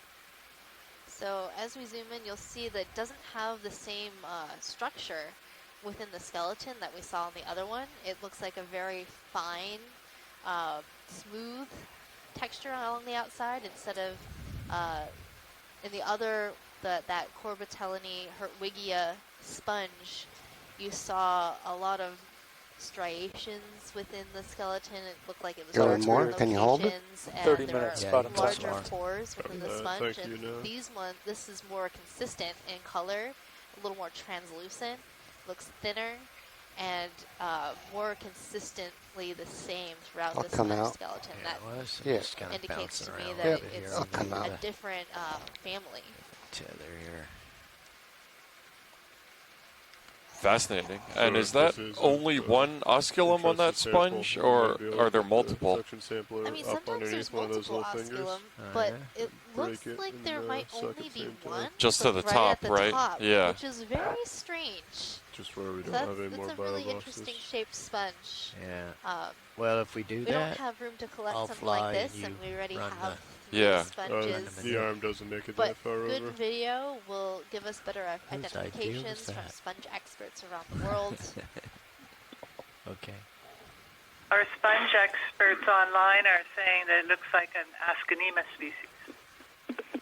I might be able to put a foot in there. I don't know. Yeah, I think that would be your best. Ascanema. Let's come full wide video. Copy that, yeah. I haven't even heard of that species. Let me just see.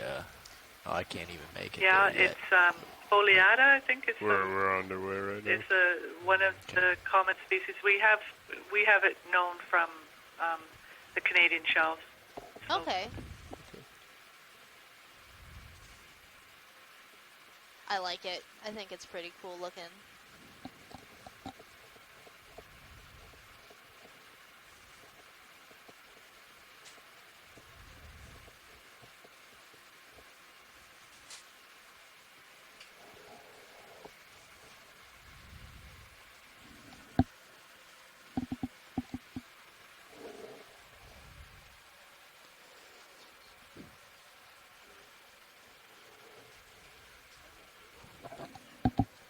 Yeah, so I think at this point we probably have about 25 minutes, if I had to guess, of the dive left, and our original plan was to ascend to approximately 860 meters, but we've had the really good problem of just seeing so much interesting stuff that we spent a lot of time dwelling on this fascinating geology and biology. So it's been great. Yeah, another challenge is with this vertical terrain, it makes it harder to move quickly upslope. So we are making some headway, but we haven't gone nearly as far as we had hoped to in this dive. And to the left of that sponge, this looks like bores or burrowings, biologically sourced. I believe somebody on the line said that this was probably invertebrate caused. Associated we could go ahead previously. Another one, 20 meters, 350, please. 350? Yes. Yeah. It looks like we might find out if there's anything home. Bridge RV nav.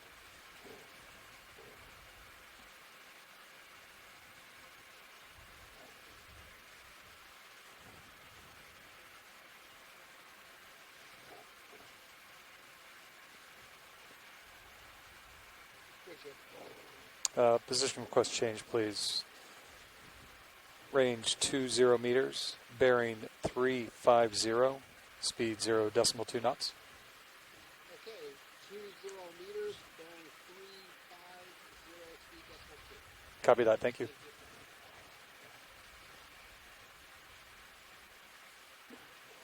We're noticing the current seems a lot less up here. It does, you're right. Oh yeah, the current, it's no problem here. Yeah, our ROV pilots comment that the current is a lot less here, and that's making navigation and maneuvering the ROV a bit easier than earlier when we were really struggling to stay on station. Yeah, it'd be really great if we could get up, say, even to 900 meters, just to see if we're seeing another kind of species of coral coming in at some point, because it's so different from the other side. It's hard to really put this into perspective. You should have a little more tether to play with here shortly. I'm headed up the hill here. Let's see if we can make some tracks and get up.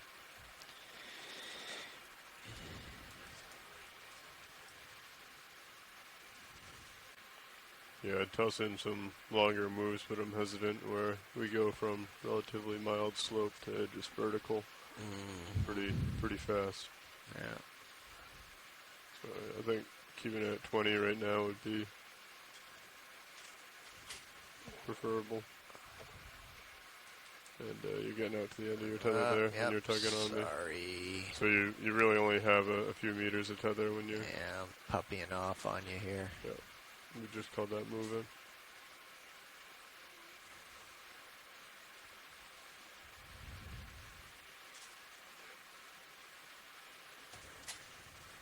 Maybe if you want to center up, it'd give you a better idea how much you have to spare.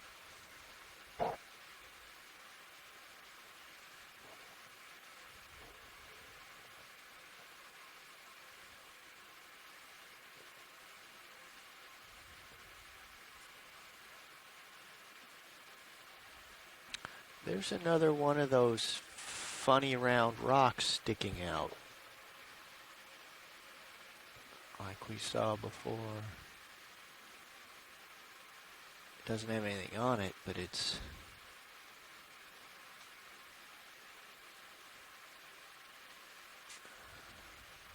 Oh, looks different from here. The one front and center? Yes, I thought it was... From Sirius's view, it looked very much like the Anomalous one further down. Yeah, this poking out of the... This right here, front and center, you can see pretty easily that it's sourced just from the the wall directly upslope of it, and that in the submarine landslide community, we would call that a slump, which is more or less where sediment is displaced, sediment or rock is displaced from a wall, but it doesn't transport any significant distance. There's a whole continuum of mass failures from a slump, like we can see right here, down to the most extreme traveling version, a turbidity current, which is where a downslope movement of sediment becomes entrained in the water column and becomes self-sustaining and can travel hundreds or even thousands of kilometers from its original source. And those are really powerful agents of geological change in the submarine environment, and they've actually carved out the extreme downslope regions of a lot of these submarine canyons that we're looking at right now. There, maybe 025 now. Copy that. Bearing 025, still 20 meters. Bridge ROV nav. Another position request change, please. Range 20 meters, bearing 025, speed 0.2 knots. Getting close to the end of your tether there, pilot. Understand, 20 meters, bearing 025, speed 0.2. Trying to stay a little lower. Looks like we're back in another one of these bamboo coral forests, really dense. And we've got a couple more of those sponge that we've seen various times. And those are looking a lot bushier than that odd specimen that we were looking at a couple minutes ago. Well, these all look like the Keratoisis species, the one we collected with the sponge. And there's a number of associated organisms with these corals, Venus flytrap anemones, brittle stars, snake stars, hydrozoans. What are we looking at the bottom right here, Megan? That demisponge, it's a really large demisponge. Okay, that's about your limit to starboard. So is this related to, but not the same as the Geodia that we were looking at earlier? It's definitely related to, I'm not sure if it is Geodia. Has a different morphology. You can see that there's openings along these sort of columnar looking structures, which makes me think it's different. Could you guys zoom in on that if possible to get a better look? Video? We will. Thank you.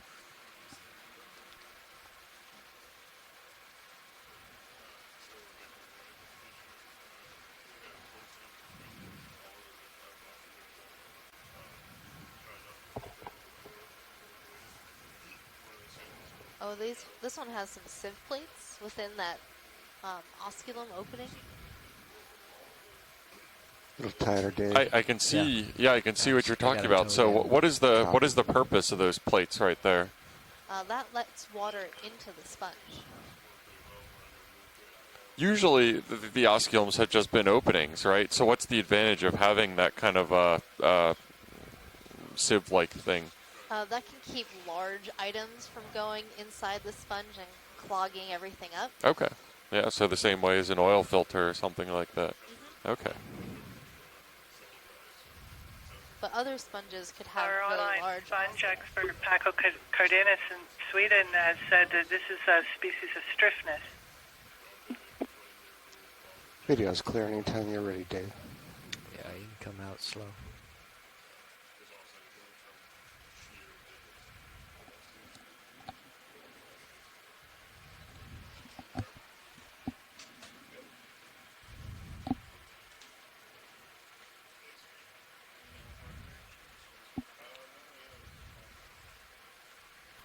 Full wide? Yeah, take off. I'll come back. Nice.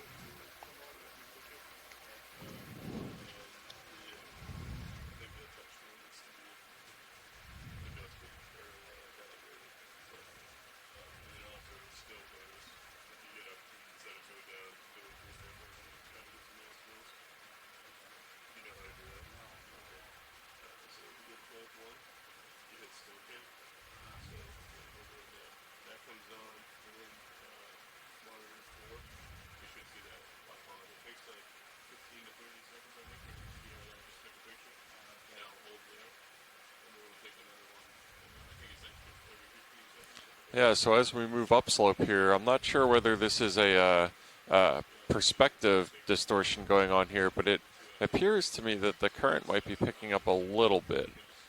There's still a significant current, but yeah. When I first came on, it was at the limit of the vehicle's ability to deal with unless you were going straight into it. And now we have a little bit of extra horsepower, and we can orient ourselves more easily to get the views you want. Great, thanks. Pilot relief is here, so stand by. All right, we're changing out pilots here for a second, so bear with us.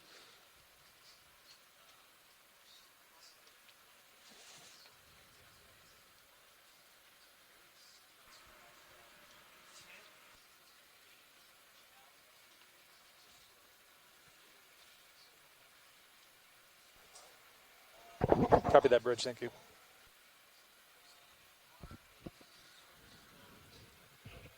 So as we're waiting for the pilot change, I kind of wanted to talk a little bit about our expedition, and you might be wondering about the name of our expedition, which is Deep Connections.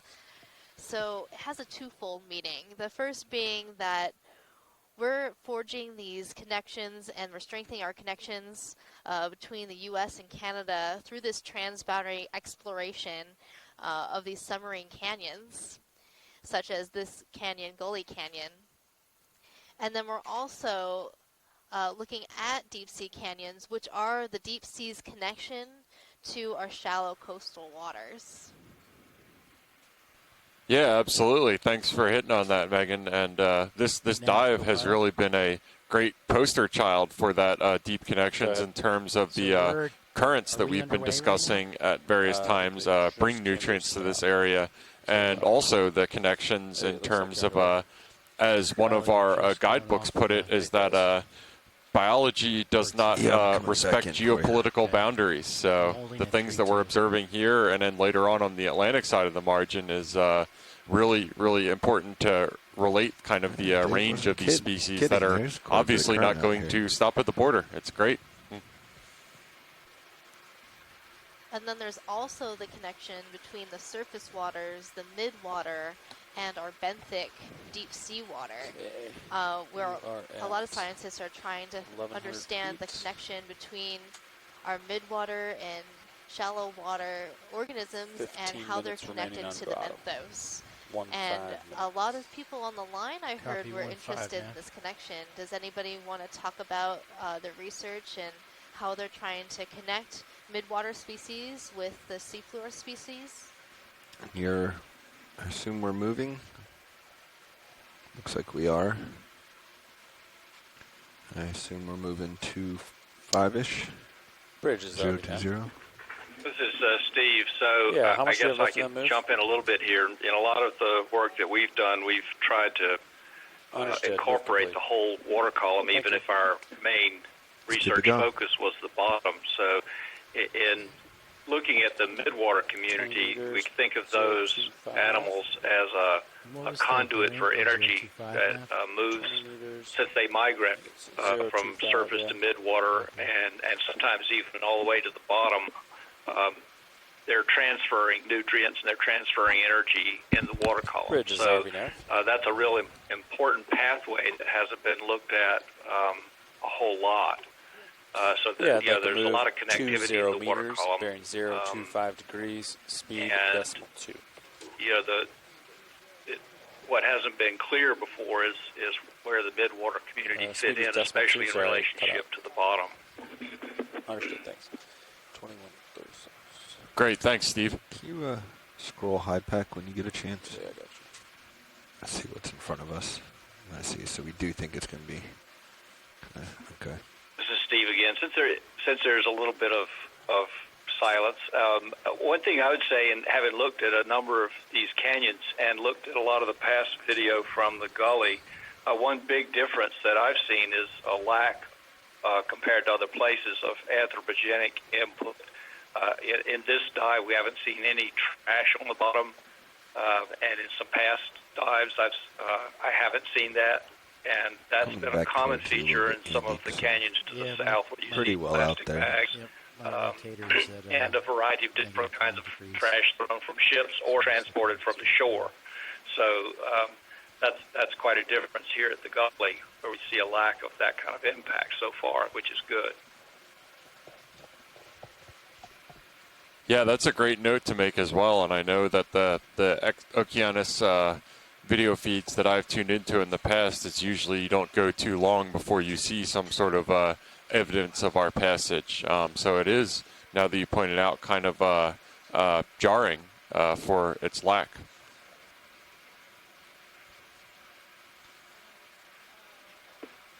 Yeah, you've got to remember this canyon is at the outer edge of a white continental shelf with a fairly low human population density on the coast. So compared to Pacific Coast canyons that come right into the shore and then have big cities built at the canyon heads, there's going to be a lot less input. You could expect lost fishing gear for you, co-pilot. Around the edge of this canyon, and so I think that over the decades something would have found its way to the bottom. But good that it hasn't, I guess. Yeah. I think the population difference is definitely a key point. Some of the dives I've seen in, for example, Norfolk and Baltimore canyons in the U.S. Mid-Atlantic have been pretty overrun. But as popular fishing grounds for a long time, that's to be expected, I would imagine. Our tether is just forcing us both to turn. Just about 20 miles west of this canyon, we got Sable Island, which is the inverse, if you like. It's actually You the can seabed adjust your above heading if low tide. we're heading, what, 2.5 or 2.0? Sable is notorious for having old fishing gear wash up on the beaches, or was when we still had active fishing around here, because a lot of our fisheries were closed nearly 30 years ago now. Around there right now. But there was a lot of Yep. nets lost off boats and fishing floats and all sorts of stuff. But So we're going to be coming to wreckage. this. We got this ridge running on the our currents carry it port side, around but the it's not island necessarily and the moving way shore, forward. so stuff ends up on the beach. But whether it's a water movement thing that is tending to keep floating material away from the gully and move it onto the island, who knows? Open question. Yeah, and we've been transiting up some really interesting bathymetry here along this cliff wall. We're seeing a number of seams both along strata and also across strata. So basically in the direction that I assume that this sediment have been deposited. It's assuming that the sediment has been horizontal since it was deposited. That might not always be the case, considering that there are times when this area is probably glaciated during sea level low stands. But it is interesting that we're seeing both fractures across the face of these rocks as well as along them. Yeah, keep a good eye on the ridge.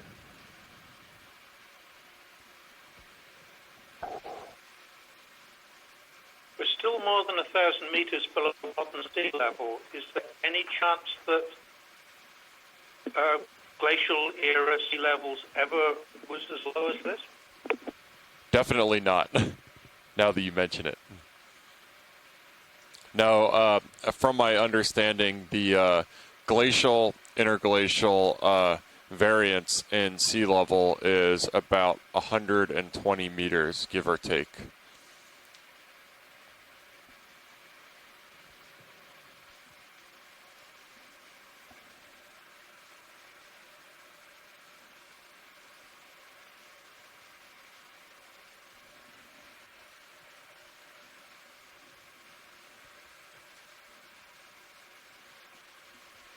What do you think? Another move, Nev? Yeah, sure. Doesn't look like we have anything steep ahead of us. Same for Sirius sonar.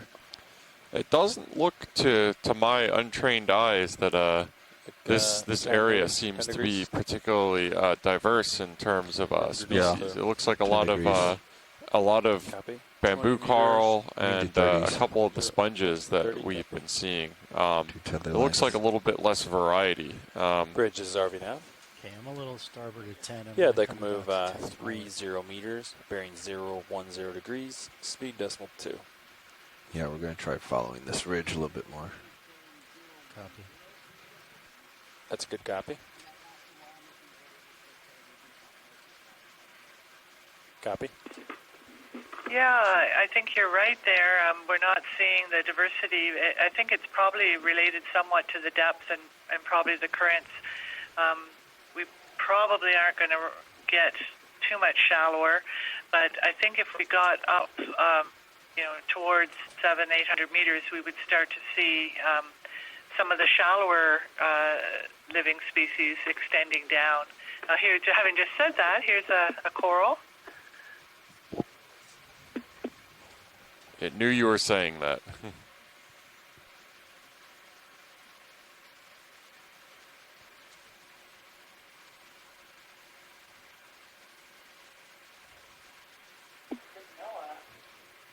We're just sort of wondering here what species of coral that might be.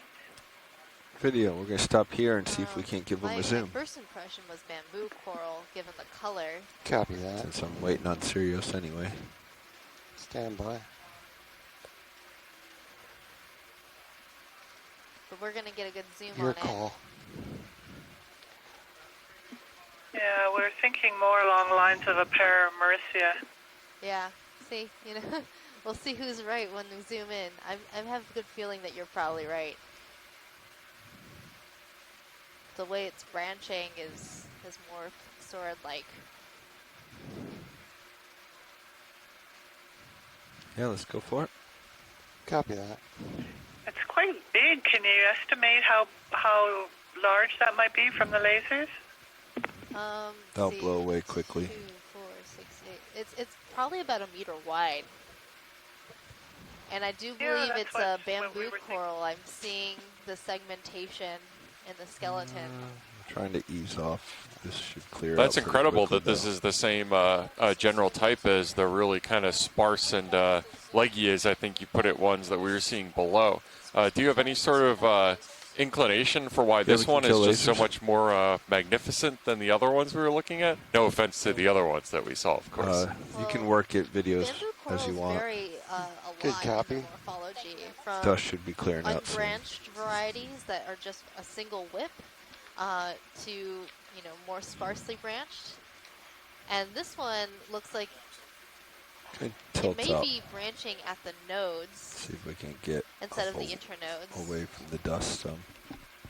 So it's more Acanella-like than Keratoisis. Can you elaborate on a little bit on what you mean by branching at the nodes and the internodes? So within the bamboo colony, the nodes are those brown areas that's made out of protein, which makes the skeleton very flexible, which is why it can move freely in the current. And then the hard portions of the skeleton are made out of calcium, specimen. like our bones. Yeah, but I'm and doing a good job of making a mess of that it. makes All right, the let's come wide. I'm losing skeleton it. more rigid and to be able to hold its shape in the water. And this is a completely different species from the other ones that we're we'll seeing. try to get a quick one from the port side. Didn't want it bending over towards me. There's the goal. Would it be possible to make a clip and suction it so we could get an identification? Because it could be a new species of coral for the gully as well. Not new to science, but new for the area. Steve was saying up here it looks similar to some he's seen down in the Southern Canyon, so it could be a sort of a northern record. Let me know when you're stable, I think it Bobby. might be possible to make a collection of this and put it through our suction sampler. We're also trying to get some nice Nav, let's bring it to a stop, of please. this colony to see the whole morphology. And Bridges are we now? Go ahead, video. Yeah, can we come to an easy stop, please? Thank you. Should I spin up the HPU pilot? Yes, please.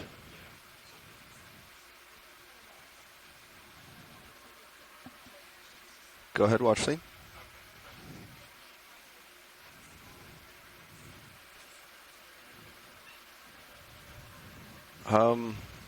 We're going to ask our watch lead, since he's right there. Nav, can you relay it, please? 3 minutes.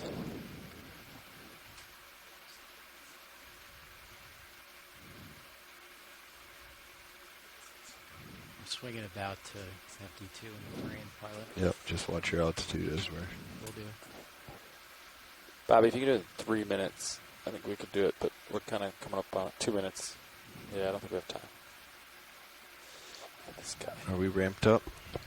Yes. Okay. Actually, yeah, you could.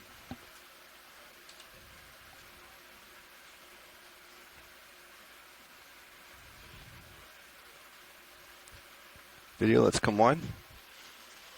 Copy that. How are you feeling about your position, co-pilot? Oh, I think You're I'm still safe. drifting some, so just watch your altitude. Copy. So we are coming up at the end of our dives, and Am I ramped up on discussing whether or not they have enough HPU? HPU is ramped up. Okay. Let me check the packs. Yep, packs are enabled.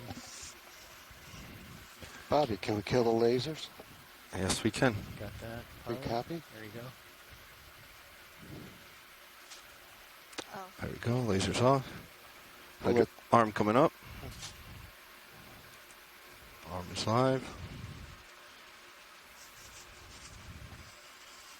Okay, so we are going to come back attempt a little. small clipping of this coral, and then we're going to put it through our suction Oh, that's sampler. fantastic.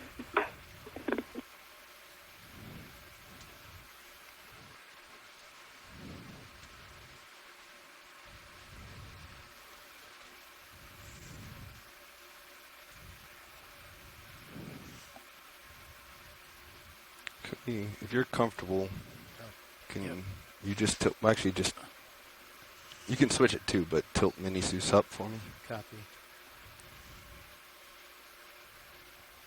Mini Zeus. Oh, stop. Well, this is a really great way to end this dive. It's been amazing. We never thought we would see what we've seen today. So you should just be able to, yeah, thank you're on you the so home screen. much, You should just be able to I'm move, sure we'll get lots of great your, information from it. Top one, yeah. Of course, it's this has been fantastic. It's been a great first dive. I'm glad we were finally able to get out to start our expedition. You're using the right joystick. I saw it moving. Oh, okay. Do you want it on the other monitor? Yeah, we can pull it up if you're. I got it, Andy. Boom. Cozy. Got you. Video, let's go partial zoom. Good copy. I'm going to aim for a node, but also try to minimize how much I try to suction. So the next one looks like it might be a little bit better. We've had a request from people asking for the samples if we could get a point at which two of the branches meet, if that's at all possible. Okay, let's go zoom right here. Video.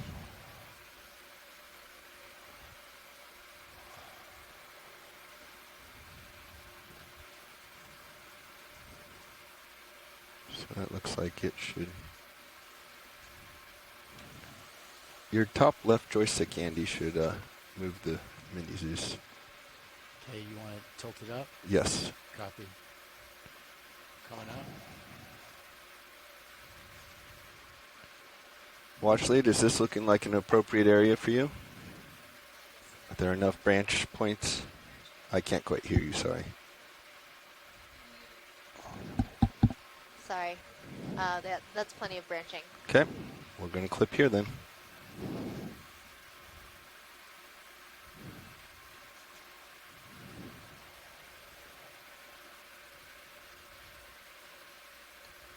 I'll come back with you, Bobby. Yep, please do.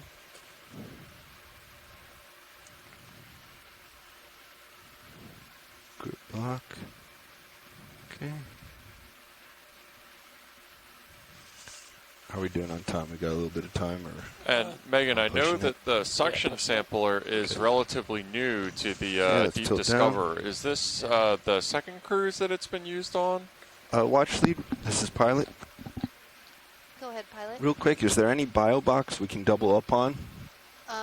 Or does this definitely need to be separated? It needs to be separate. All right.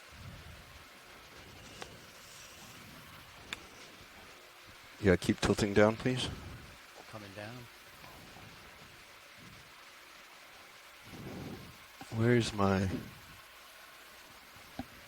can swing one of those uppers down. It'll light it right up. Upper swing around. It does protrude there, right? You can draw out and it'll pop right out. So let's draw out as much as we can. So I had a warning from my pass down that we were the sample was kind of popping out if we draw it out. Copy. Can you tilt Mini Zeus back up, please? Copy. Oh, I was thinking keep the lids closed, Andy. And No, then draw out to I think there's something pitched that they're pinched in there that they're trying to. That's what you're saying. Sorry.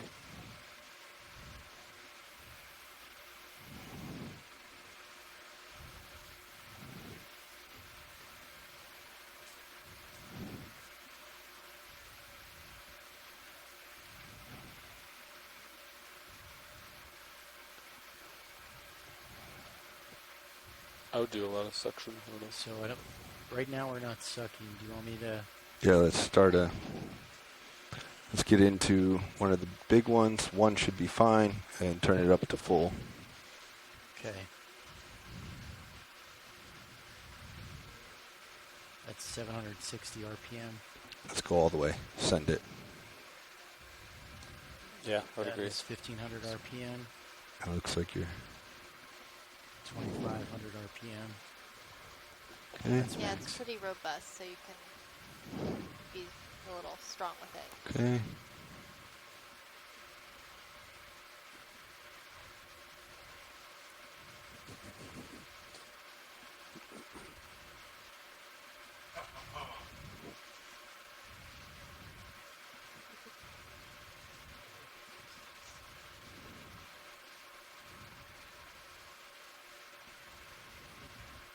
Tango is down. Boom, it's in. Okay, you can turn Perfect, off. thank you. Copy. And then we go to stow and get out of here. Which Niskin bottle did that Number go into? one. Number one, perfect. Jar number 1. Suction disabled. All right, so we got a successful clipping of that, Carl. It was fantastic. I got a little too excited about my first suction sample. It was really cool. And that watch lead that ends our dive. Sorry, we're going to start coming up after this. Thank you, Nev. Okay. So sorry to announce that is the end of our dive. We're going to be coming up off bottom. Hydraulics off. But Craft is hopefully off. you guys will join us tomorrow Sirius on turns shore right, to do some more D2 turns left. exploration. To 0 turns. So I'll keep the HPU up for all the stowing, pilot. Okay, copy that. For a quick preview for those who are still on the line. D2 rotator. There we go. Should I move to a different canister now? Yeah, move back to 6. Yeah, tomorrow we are planning to dive on the Verrill Steps site. And that is going to be another one of our Canadian dives. So hopefully everyone will be able to join us for that. I think once we start coming off bottom, we're going to have a quick about 10-minute break. And then we're going to, as we're ascending, have the pre-dive planning call. So about 10 minutes from now, give or take. All right. When you're comfortable, you can start coming right now. Okay, copy, coming right. So that was our dive at Gully Canyon, located just off the coast of Sable Island in Nova Scotia. And come up on the winch as well. It's one of the marine protected areas within Canadian's Atlantic coast. Maintain your auto head for now. Copy. Auto head's enabled. We're going to keep it in until we're stretched out and in formation. But we're going to have to get your out of this area. At the bottom here, we have a dense deep sea coral and sponge community full of a numerous array of organisms, very diverse area Octopus. here within the Gully and Did we lose Sirius? Yeah, Sirius is coming around. We're getting into position. Good octopus, as we're leaving bottom, waving by. Wave by, little octopus. An early start on Octopus Friday. Can't ask for more than that. All right, you're there. So we hope to see you all tomorrow. Yeah, let's hold on your winch. For our next dive. Holding winch. We'll be diving earlier in the day. Today we got a late start Pushing because out. of the long distance we had to traverse to get here. Wall But and tomorrow views we so should I be starting our don't dive accidentally run around into it. 8 o'clock in the morning Eastern time. And thank you so much to anybody who is tuning in on the line or in the chat room. It's much appreciated, especially the local expertise with helping us interpret what we were seeing in this Gully Canyon MPA area. Really helped a lot. So this is Megan Putz signing off as your biology lead. This is Jeff Obelt's geology lead signing off. All right, Andy, you can take out auto head. Auto head disabled.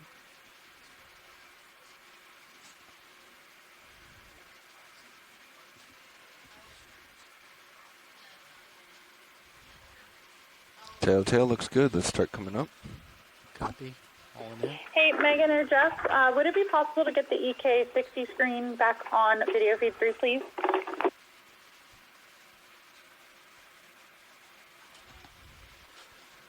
Would you like the drill attachment?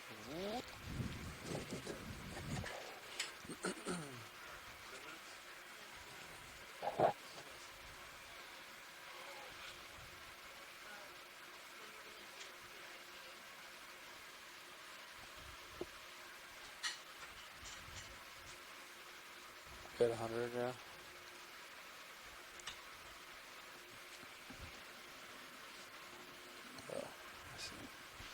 See what you did there. Ooh. Oh, you're Geologic. Yeah, that's so. It's the Geologic with depth. That's a little weird, yeah. Geologic takes out your auto depth. Copy. Just coming up. it? Yeah, I think it was intended that way. Ooh, I always love those, especially when they're that bright red. Yeah. Oh, the red one, yeah. When they get that kind of fluorescent color to them. The serious lights on, or is it just? That's what I don't get. They may have turned them off if it got cloudy. Yeah. Oh, okay. Shall I turn it back on? Sure. They can see stuff in the water column. Ah, there you go. Kind of panicked there for a second. Yeah, it's like I can't. Oh, it's black. All right, all looks well. Tension winch is good. No turns. The ship wants to make a heading change, and before we come ahead, so I might have them do that now. Copy. Bridge, this is RV Nav. Yeah, we're off bottom. You can change your center of rotation to midships, and you can change your heading to starboard if you wanted to do that before we come ahead.